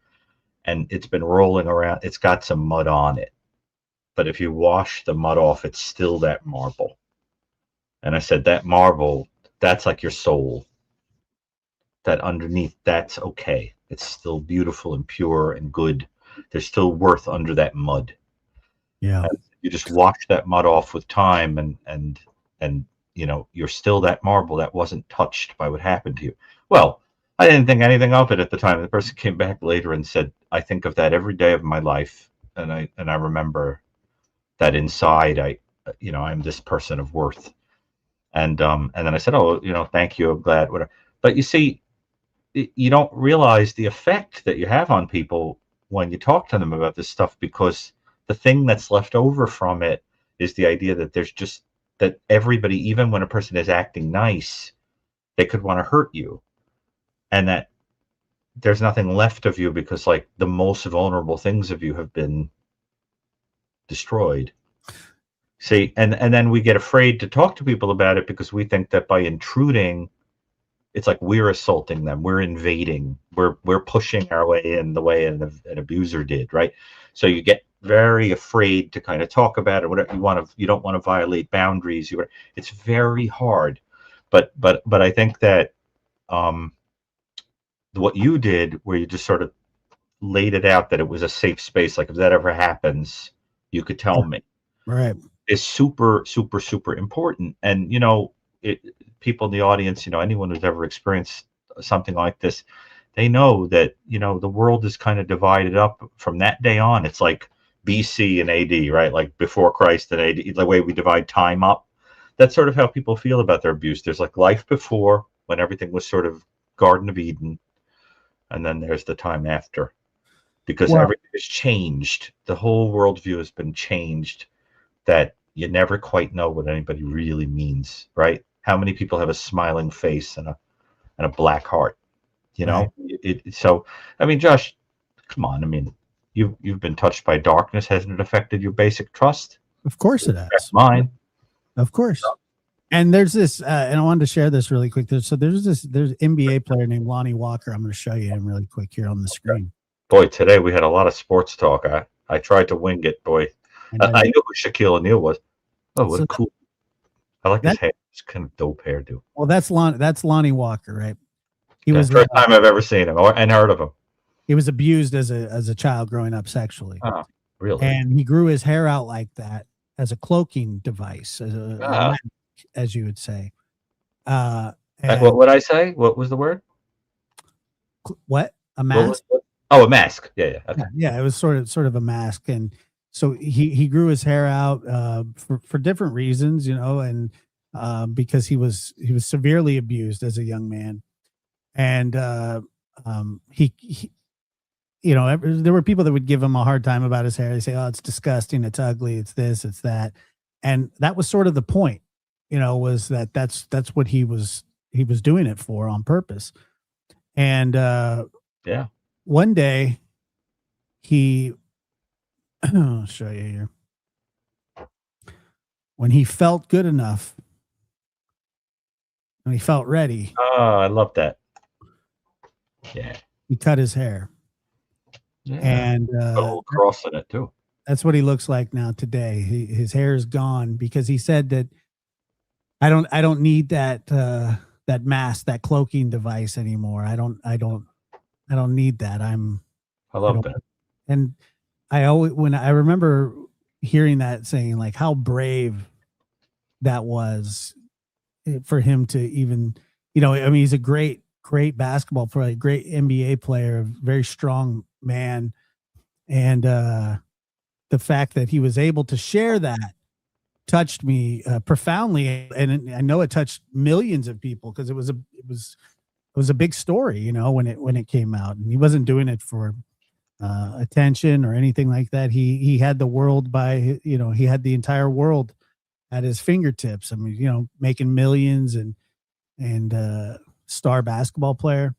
And you just never know what affects people. And it doesn't matter your status in life or whatever. We all deal with trauma, very, very different. And I don't know if there's a bad way to do it. It's just, we just try to survive, Dr. Gary. That's what we try to do. Yeah. And, I am a person who keeps a little collection of kind of like lost souls, people that have been hurt. They're very dear to me. I keep them sort of close to myself. And, Jody, I remember the very first time I heard his story and I communicated with him and we invited him on a show. I right away liked him as a person. And I've always sort of kept him ready at the quick to invite on things, but because I think he's one of those people who is so kind and so selfless and so like that story he told about rescuing a cat. Yeah. And you wonder, where does that come from? Was it there even before the abuse? Is it just that some people are extraordinarily resilient? You don't know where it comes from, but you just kind of think to yourself like that there's some people in this world that just exemplify the very opposite of that pit of horror in your stomach that you feel when you hear about somebody like Doucet. And then you have to think like, my God, there's this spectrum of choice, between like the kind of person who would rescue a cat running across a highway and the kind of person who would, just sort of dismember and mutilate a cat, right, for fun. Yep. Right. The kind of person who would, like I said earlier, jump in the water to save a person. Another person would be the one dunking the person under the water, right? And that whole thing of empathy. I heard the other day, I was scrolling around on social media. I don't tend to like social media, to be honest, but I limit it. But I was on social media and I was watching a video where I think it was a CIA expert that had a lot of encounters with psychopaths. He like interviewed psychopaths. And he told this story. I'm going to paraphrase it, but I loved it so much that I'm annoyed that I don't know the name of the person who told the story because I want to talk about it in my writing. Because I just thought this was such an interesting story. And he said, I'm going to tell you a story that's going to make you understand a psychopath and the whole idea of like empathy and sympathy, whatever, in psychopaths. And the story was something like this. He said, Imagine a psychopath is in the house late at night and he gets like a hankering to eat something. I think he said Taco Bell. I want to say it was Taco Bell. So the person gets like it in their mind that they're just in the mood. That's what they want. Okay. So now they go out, and when they leave the house, there's a building that's on fire. There's an emergency. The building's on fire, and there are people running around making horrible faces, like, screaming, like ripping the hair out, whatever. Some of them are being burned. There's whatever. And the psychopath has no emotional reaction at all. He just keeps thinking, I want my Taco Bell. So he walks past callously, goes and gets his Taco Bell, goes home. And this expert said, now imagine the psychopath gets home, eats his food, and then goes up to the mirror in the bathroom and starts making the faces that he saw people make. The screaming, the horror, the shock. And what would be the reason for it? To practice how to look like he was having emotional reactions when he needed to, conveniently, to get away with something or to deceive a person. Making the scary faces, the shrieks, the Edvard Munch, kind of scream faces for that reason. And I found that so disturbing. And so what it touches on is this whole thing of how a groomer has to have the ability to kind of read you and feel what you feel to deceive you. So there's a human piece, but they don't care. Empathy without compassion. See, and when I think about that, it becomes harder and harder to say, well, these aren't human beings, they're monsters. So that's what's so hard about it, is that this could be the guy across the street who's the sweetest person in the world. If any of the people in the audience are interested, I was on a show on, I think, Oxygen True Crime. It was called Violent Minds, Killers on Tape.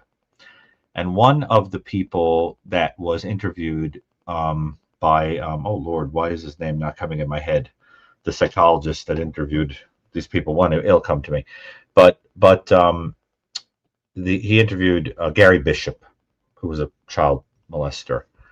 And one of the stories that I listened to in his confessions or whatever was the story about how he invited a little child in, and then Josh, I know we got to go, so I'll wrap this up. But he invited a child into his home in this like courtyard where he was living, and he abused this child in the bathtub and killed the child. I don't know if the kid died accidentally in the water or he killed him on purpose, but the kid died. So now he goes outside to the courtyard, and the child's mother, who knows him because they live in the same courtyard, child's mother is desperately seeking her child, who he's pulled the child away from her when she wasn't looking. Okay. So he says to the mother, I'm going to help you. Don't worry. I know you're a little boy. Don't worry. Okay. I just got to finish something real quick. So he goes inside and puts the kid in a box. Like, you got to imagine, like a box sitting around from a delivery or something. I'll be right back. Takes the kid in the box off somewhere to dump and comes back and participates in the search with the mother. Sick. Okay? So that's the difference between... That's wild, dude. That's the difference between, your classic kind of, pedophilic person and the kind of more psychopathic kind of person. And that is what I think you were dealing with Doucet, was that he was a diabolically deceptive liar. And it sounded like one of the things Jody was suggesting was that being a karate teacher created a pool in which there would have been other children, and the idea would have been like, when one ages out, we have another in the pool, kind of thing available. Right. And so that's what you're dealing with, monster. Somebody might say, all pedophiles are psychopaths. Actually, they're all over the map psychologically. There are even psychotic people who touch. They're all different reasons. But the fact is, the effects on the individual, which are of the paramount importance to me, right, and I'm sure to you, Josh, and to Jody, is what happens to the victim. and how to overcome it. And I guess the moral of the story is, person has no choice but to try to make some kind of meaning out of it, to do something, to go out in the world and kind of let the buck stop with them. Because there are a lot of people who are abused who then abuse. That's correct. That's the other thing, right? I mean, Josh, in your story, for example, you witnessed terrible violence. You could have been a person who was furious at the world and gone out and done terrible things, and then stood up in a courtroom and told a sob story. I did it because my mom wasn't there, and my dad was a terrible person, and I witnessed violence, and I had insecurities. You see what I'm saying? And I hear it every day. So you could have done that, but your attitude was, buck stops with me. Yeah. I mean, that was my entire, that had been my, and is my entire goal. There's a lot of pitfalls in life. There's a lot of things that will get you caught up, and but the one thing that I've always sort of found pride in is that I try every day to be the kind of person that people can look to for, guidance or strength, or, I don't always, I don't always feel that way, but that's especially my children, my nephews, my family. I want to be, I've always wanted to be the one to shoulder the burdens that have plagued my family for years and years. And like not this month, or not this coming month, but in March, I'll be at another parole hearing with my aunt, who my father shot, which I felt and sometimes feel a tremendous amount of guilt about still, because even though it had nothing to do with me, it was my father who did it. And, what a terrible thing to do to somebody. And so, I mean, I'll stand shoulder to shoulder with her at this parole hearing. And she wants me to. She wants me there. She wants me to. Really? Yeah, she wants me to be there next to her. And like when you were in bed as kids. What's that? Like when she wanted you to be in the bed with her. Yeah, but this is my aunt. No, I'm sorry. I'm sorry. Like, yes. Your sister wanted you to. Right. Exactly right. Exactly. She wanted me. She wants me there, and so I will gladly do it. It's like when my sister. This one is a little different, and then we'll get going. When my sister was having her first child, she had to have an emergency C-section, and they said, "Do you want somebody to come in the room with you?" And she goes, "Yeah, I want my brother." And I said, "What the hell?" And the nurse comes out. She goes, "She wants you to come in there." And I said, "I don't want to go in there." And then I was sitting there thinking, well, I'm sure she doesn't want to be in there alone. So, I mean, they put me in all this, like, the scrubs, and the lady goes, "Look, if you're going to pass out, just leave. We have enough that we're dealing with." And I'm like, I don't know if I'm going to pass out. I don't know what I'm going to do. But I was able to sit in there with my sister, hold her hand behind that curtain. They put up this curtain, and then on the other side is where the cesarean is happening. And to be honest with you, I look back on that with a lot of pride, and I was the first person that she thought of was me, and I'm the and she's the first person that I think of in those kinds of situations. So anyway, yeah, I love that story. Yeah, it was. I remember just going, "What the hell would you want me in there?" But it worked out, and I was happy to be there for her. And that's just the kind of person that I want to be. And I think that I do my best to do it, but I fail sometimes too. Like everyone. That you got a bad case of being human. This point, which keeps echoing, like, it keeps resounding like a motif throughout the whole evening, is to try to remember that there's a distinction between the body that a person does a terrible thing to, and who you are fundamentally, your soul, if you believe in one, your mind, the parts of you that can be separated somehow, almost preserved despite the terrible things that happen. That's why people compartmentalize and dissociate, to make a distinction between those things as a survival mechanism. But this point about the marble caked in mud, remember it. One of the most beautiful stories I've ever heard, and anyone who knows me knows I love stories of saints. They fascinate me. In the same way I'm fascinated by evil, I'm fascinated by saints. My library is 50-50, right? One side of the room is the books on true crime and hideous things, and the other is all the saints and mystics and so forth. And there's a story about a saint, a great mystic, who had an apparition of Jesus, and he was holding a shiny orb with lights shooting out of it in every imaginable way. And she was frightened by it, and she said, "What is that?" And he said, "It's a soul that has maintained its baptismal innocence." And she said, "I'm glad you told me, Lord, or I would have thought there was another God." Okay, I always loved that story, because what it means is that if you could see the spirit in you, just imagine what it must look like for somebody to mistake it for God.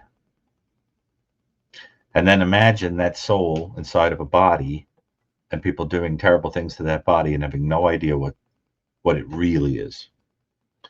And then you start to understand why in the New Testament we read that Jesus talked about people who do terrible things to children. And he said that if anybody should make these little ones stumble, it would be better for that man that he had a millstone tied around his neck and he'd be cast into the sea.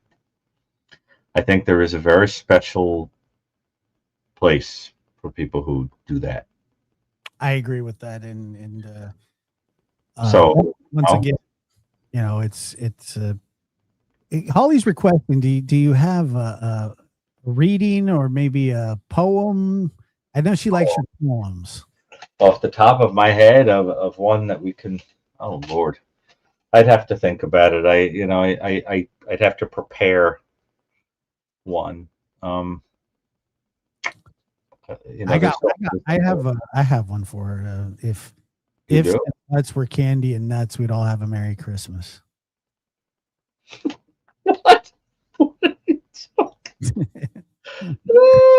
I have no idea what that was supposed to mean, but I feel almost as if somebody lobotomized me in the past 30 seconds. Yeah, me too.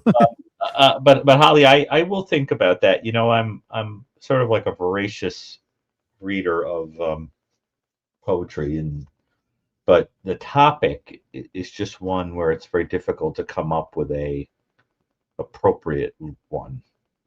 I think it sort of in many ways speaks for itself. But let me think about that. I promise I'll come up with one, but you got to give me a little time, okay? And in the meantime, Josh, listen, thanks for having Jody on. I think it was very special. I don't think I can announce what may be happening next week yet, can I? That he told us about? No. The other thing. What? Please don't say Greenland. No. What are you talking? I'm only kidding. No, seriously, what could you possibly be talking about? Interview? Oh, that. Am I allowed? I would not. Okay. Not sure. You mean the thing that I helped you out with? Yeah. No. Okay. That I helped you get? Yeah. No. Yeah. All right. No. Well, in the meantime, did Holly link, or the mods, did they link everyone to the Daily Mail article if they were interested? I believe so, but I will also cafe situation. If it gets put in the comments, I'll pin it to the top so people can go and read it. Oh, well, I didn't know what you were talking about, Josh. For a second there, I thought I was losing my mind. You are. Thank you for. Well, you never know. But thank you. And listen, in the more general sense, I think people really get a lot out of this thing of, thank you, Holly, this thing of inviting someone on who speaks kind of firsthand. Yeah, I mean, about something. I mean, I actually really want to do an interview, a live interview with the survivor of a mass shooting, as a person with expertise on that. There are some people that I can think of that might be open to talking. I've talked to Craig Scott from Columbine several times. Oh, see, that's somebody I'd like to talk to. We could get him on. Yeah. And in my writing, I could always quote it. If I reference the show, and say that this interview happened. I've interviewed him a couple times. Oh, I would. That's an interview I'd like to do. He was legitimately in the library when the shootings, like when the massacre in the library at Columbine happened, and they were all hiding under desks, and the person on the right of him and the person on the left of him were both killed, and he was like laying there in their blood. I mean, it's just an incredible. And his sister was the first one murdered at Columbine, so it was an incredible story. But anyway, all right, well, Dr. I really want to do an interview like that, so please do. Yeah, we can set that up for sure. Yeah, wait, what did somebody say here? She said, Jajun said, I'd love to see a straightforward interview between you and Josh, like if you were seriously sit with Josh and interview him. Okay, Josh, tell me about your life. Lay down on the couch and we'll, let me show you some ink blots. Yeah, right, exactly. There you go. You look almost too relaxed, Josh. I almost fell over, to be honest with you. You almost capsized or something. I thought like something was like you were not well. I didn't know, but actually it would be very funny to interview you. You're not interviewing me, though. That's not happening. Yeah, I'll interview. Ever notice that has never happened? You will never find anyone, no matter how much I've contributed to the, people feel I've contributed to the forensic world. You ever notice that there's no like interview of Dr. Brucato where like they talk about my life? Like, no, I just slip it in to interviews about interview you every time we talk. I get little chunks out of you here and there. That, but I mean like where someone wants to like sit down and talk about my life. Like who cares? Like I don't. So, but I will talk about what I've learned about or I have to say about a certain matter. But as far as like sitting down and like talking about, where I grew up and who what I was like as a kid and all this kind of, I don't know. Some people just love to talk about that stuff, but I just think that's not what people are interested in. With you, they're interested though. For some reason that they view you like this kind of like box that they just want to open up and like see what's inside of it. I don't know what that's about, but they think that there's a lot of interest. I think that you're like nesting dolls, like you'd get you open and there'd just be like another one in there, and then you'd open that one and another one and another one and another one. And who knows what's in the center of the Tootsie Roll Pop? The Tootsie Pop, yeah.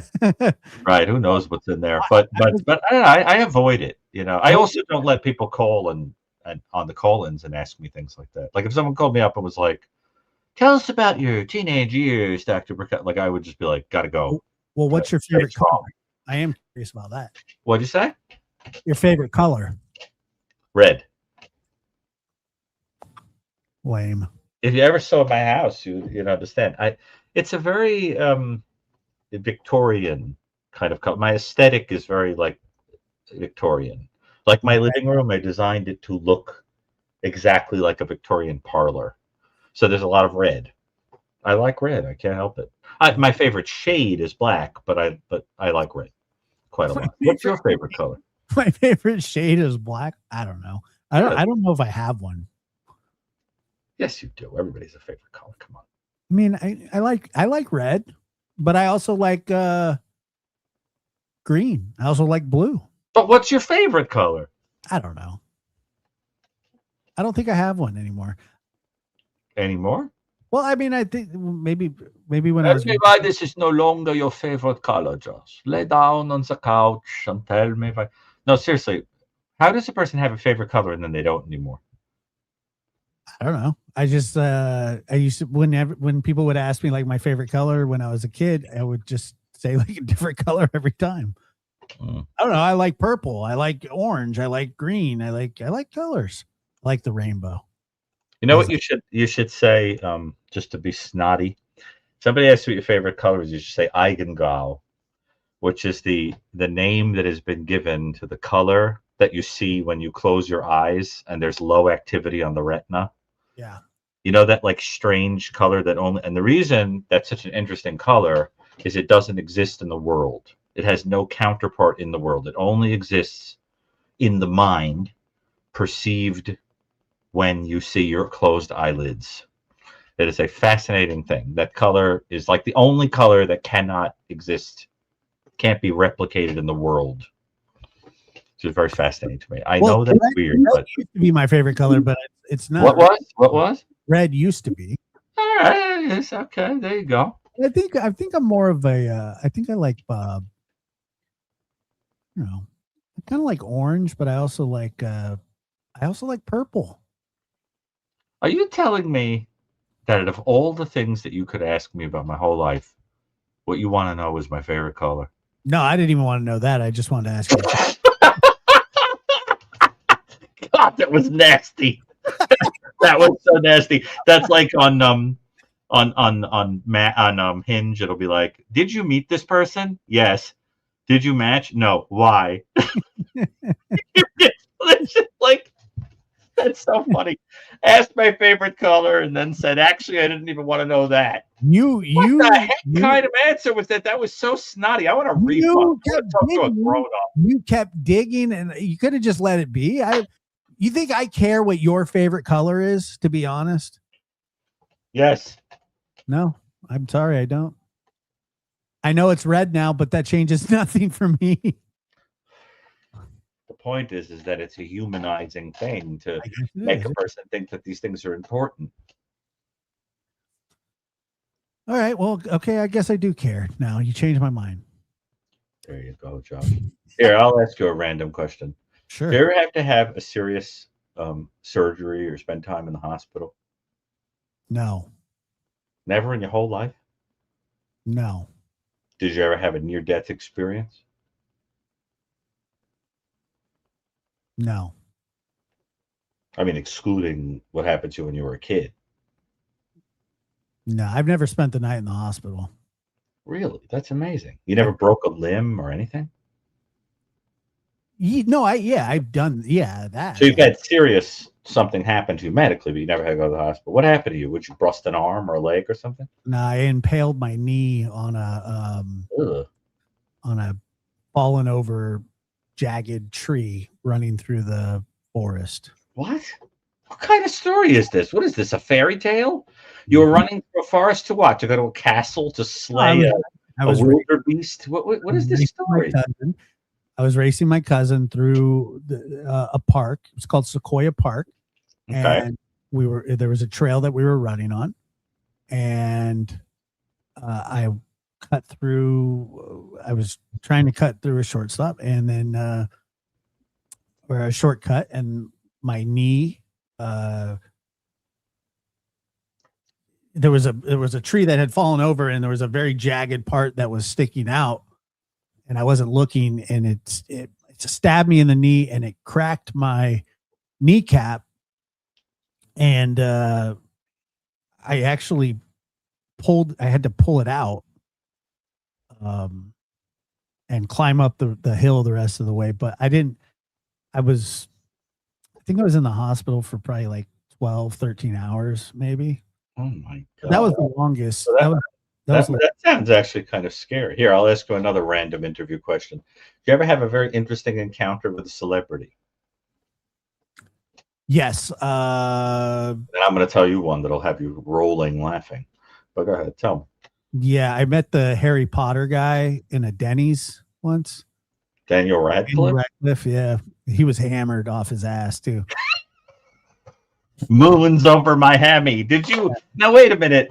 Are you telling me you ran into Daniel Radcliffe before or after the Harry Potter craze? After.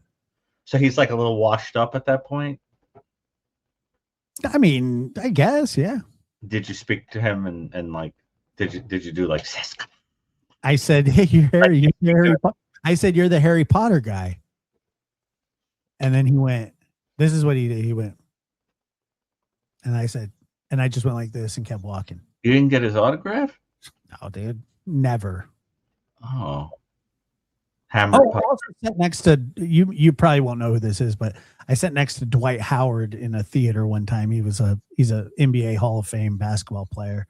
But he was 6'10", and I remember I kept looking because he was like behind me in line, and I kept kind of like looking back. And the person I was with, I go, I think that's Dwight Howard, and they go, why would that be? Why would Dwight Howard be here? And I said, I don't know. And I looked back, and like, I think that's Dwight Howard. So then we were going to see Planet of the Apes, and we were sitting next to each other. Like, we ended up sitting next to each other, and I was sitting next to him. I looked, and I said, "You're Dwight Howard, right?" And he goes, "Yeah." And I looked at my friend. I said, "I told you, idiot." And then that was about it. Oh, well, if it's okay, on the way out, just to make you laugh, I'm going to tell you a funny celebrity sighting story. Can I do that? Yes, please. Okay. Now, in order to explain why this was funny, I have to tell you this story, okay? True story, absolutely true story. When I was about a year out of school, I had gotten my doctorate, and I was wearing an ID badge. I went to go give a talk somewhere, the ID badge saying that I worked where I worked, I think a hospital at the time. And I went to go give a talk somewhere, and when the talk was over, I slipped into a Starbucks. On my way into the Starbucks, this woman, who I can only describe her as irresponsibly large. She was, there was something up with her pituitary. I don't know how to describe it. I mean, it was, gargantuan human being. Why are you always running into people with pituitary glands? Well, she was quite large. Well, so did you. So she was very, very, very, very frighteningly tall, and she was carrying a drink, a beverage that I think was a size that doesn't actually exist. Okay, it's like if you were in a dollhouse, you'd need like a little itsy bitsy tiny coffee. She came from some land like where the coffee was bigger. So she's carrying a coffee. I swear, like you needed two hands to get. Like she was going to cross the Gobi Desert and needed liquid for the trip. Yeah. And she, without looking, of course, because she's irresponsibly large, she bashes into me, and this coffee, this giant coffee, spills on this shirt that I had on. Now, this shirt that I had was a gift my mother had given me for my birthday. I'm born in March. This was like April. Okay, I'd gotten it for a birthday, and it was made out of a material that was advertised that no matter what you did, you couldn't wrinkle it, couldn't mess it up. Okay. So I got this brilliant idea. Okay, look, I don't want to be walking around with this giant circular stain left by this dreadful person who didn't even apologize on my shirt. So I said, I'm going to go into the bathroom. I'm going to take the shirt off. I'm going to rinse it. I'm going to put it under the hand dryer. And since it can't wrinkle, it's going to look perfectly normal. Okay. Now, there's a line to the bathroom. While I'm online, I'm turned around so you don't see the front of the shirt. And behind me was a woman who was passing the time talking to me. And she, by coincidence, happened to be holding a psychology book. So we struck up a conversation. Now, she happened to be an attractive person. I was enjoying chatting. She brings up the DSM. I tell her, I'm actually, working on studies that are contributing to the development of a diagnostic category in the DSM. No, really? Yeah, really. What is it? Okay. So now she's interested with this great conversation, whatever. I'll be right back. It's my turn to go into the bathroom. I go into the bathroom. I wash the shirt. You could probably hear all the commotion outside. I could just picture this woman going, what the heck is going on in there? I wash the shirt off. Oh, no, this is outside the bathroom to the door. Okay, so I go into the bathroom. I'm washing the shirt. I put it under the hand dryer. I put the shirt back on, and lo and behold, there's a giant white target-shaped circle now on the shirt. Yeah. So I walk out, ID badge, big giant white circle on my shirt, whatever. I look like a nut. And when I walk out, I say to the woman, well, I'm sorry. I really, I needed to get in there. I would have let you go ahead of me. Whatever. Okay. Oh, don't worry about it. Listen, would you like to stay in touch? Whatever. So then she looks down. She sees this craziness on the shirt. And she goes, whoa, there's something wrong with you. Like, what is that? What's going on here? Whatever. So now she thinks I'm a nut. Yeah. And I took the ID badge. This is a true story. I took the ID badge. I held it up. I said, no, I mean it. I'm a psychologist. I'm really a doctor. Like, I really mean it. This is just not me. And she's like, yeah, tell me another one, buddy. Okay. So now I leave. I'm horrified, crestfallen. I get on the subway. I'm hiding myself, curled up like this. I look across the subway, and it's Anna Paquin, from Anna Paquin from like the X-Men movies, and the piano. She won an Oscar, and she's like, "Boy, something happened to you." It's like, I don't want to talk about it. I'm a psychologist, but I don't want to talk about it. And this is a true story. And she looked at me like, "Yeah, you're a psychologist, all right." No, that's the thing. Isn't that funny? Come on, true story. No, it is. You know what it reminds me of? It reminds me of when in Dumb and Dumber, when Lloyd Christmas is like trying to get the briefcase. He's like, "It's okay, I'm a limo driver." Right, exactly. But it was just what was so funny about it was that I felt I had to justify. Yeah, exactly. Who you were. This crazy. It was all that woman's fault who bashed into me. That dreadful, scary lady. I mean, I wouldn't be mad at her if she was nice, but she felt that it was my fault that she bulldozed into me because, you know what I mean? She was like eye level with the third story windows. That's not my fault. Oh, God. Terrifying person. Anyway, I thought that was funny. But anyway, poor Anna Paquin. I hope I see her one day and maybe she'll remember it. Well, anyway. Well, Dr. Gary, thank you so much. I got to take the dogs out. All right. They've been waiting patiently. So I'm glad I know we'll let the dogs out. I've always wondered about that question. God, you got the dad jokes for days. I'll tell you that. I do. I tried my best to be good about it. When Jody was telling the story about Shaquille O'Neal, I was going to tell one of the worst dad jokes ever, which is, where does Shaquille O'Neal go when he needs to get a new basketball shirt? Where? New Jersey. All right. On that note, good to see you. It's great to see you, Dr. Gary.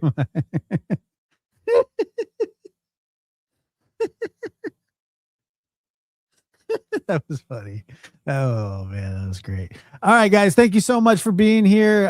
We will catch you on the next show. It's been a good show, and thank you again to Jody and for him coming on, and Dr. Gary for setting that up, and appreciate. Tell us a joke. I don't know if I have one. I wish I did, but yeah, the joke, I would take like a long time to set it up. Anyway, thank you guys so much for being here. I will catch you next time. Thank you for the likes and the comments and everything, the super stickers, chats, memberships, and we'll see you on the next one.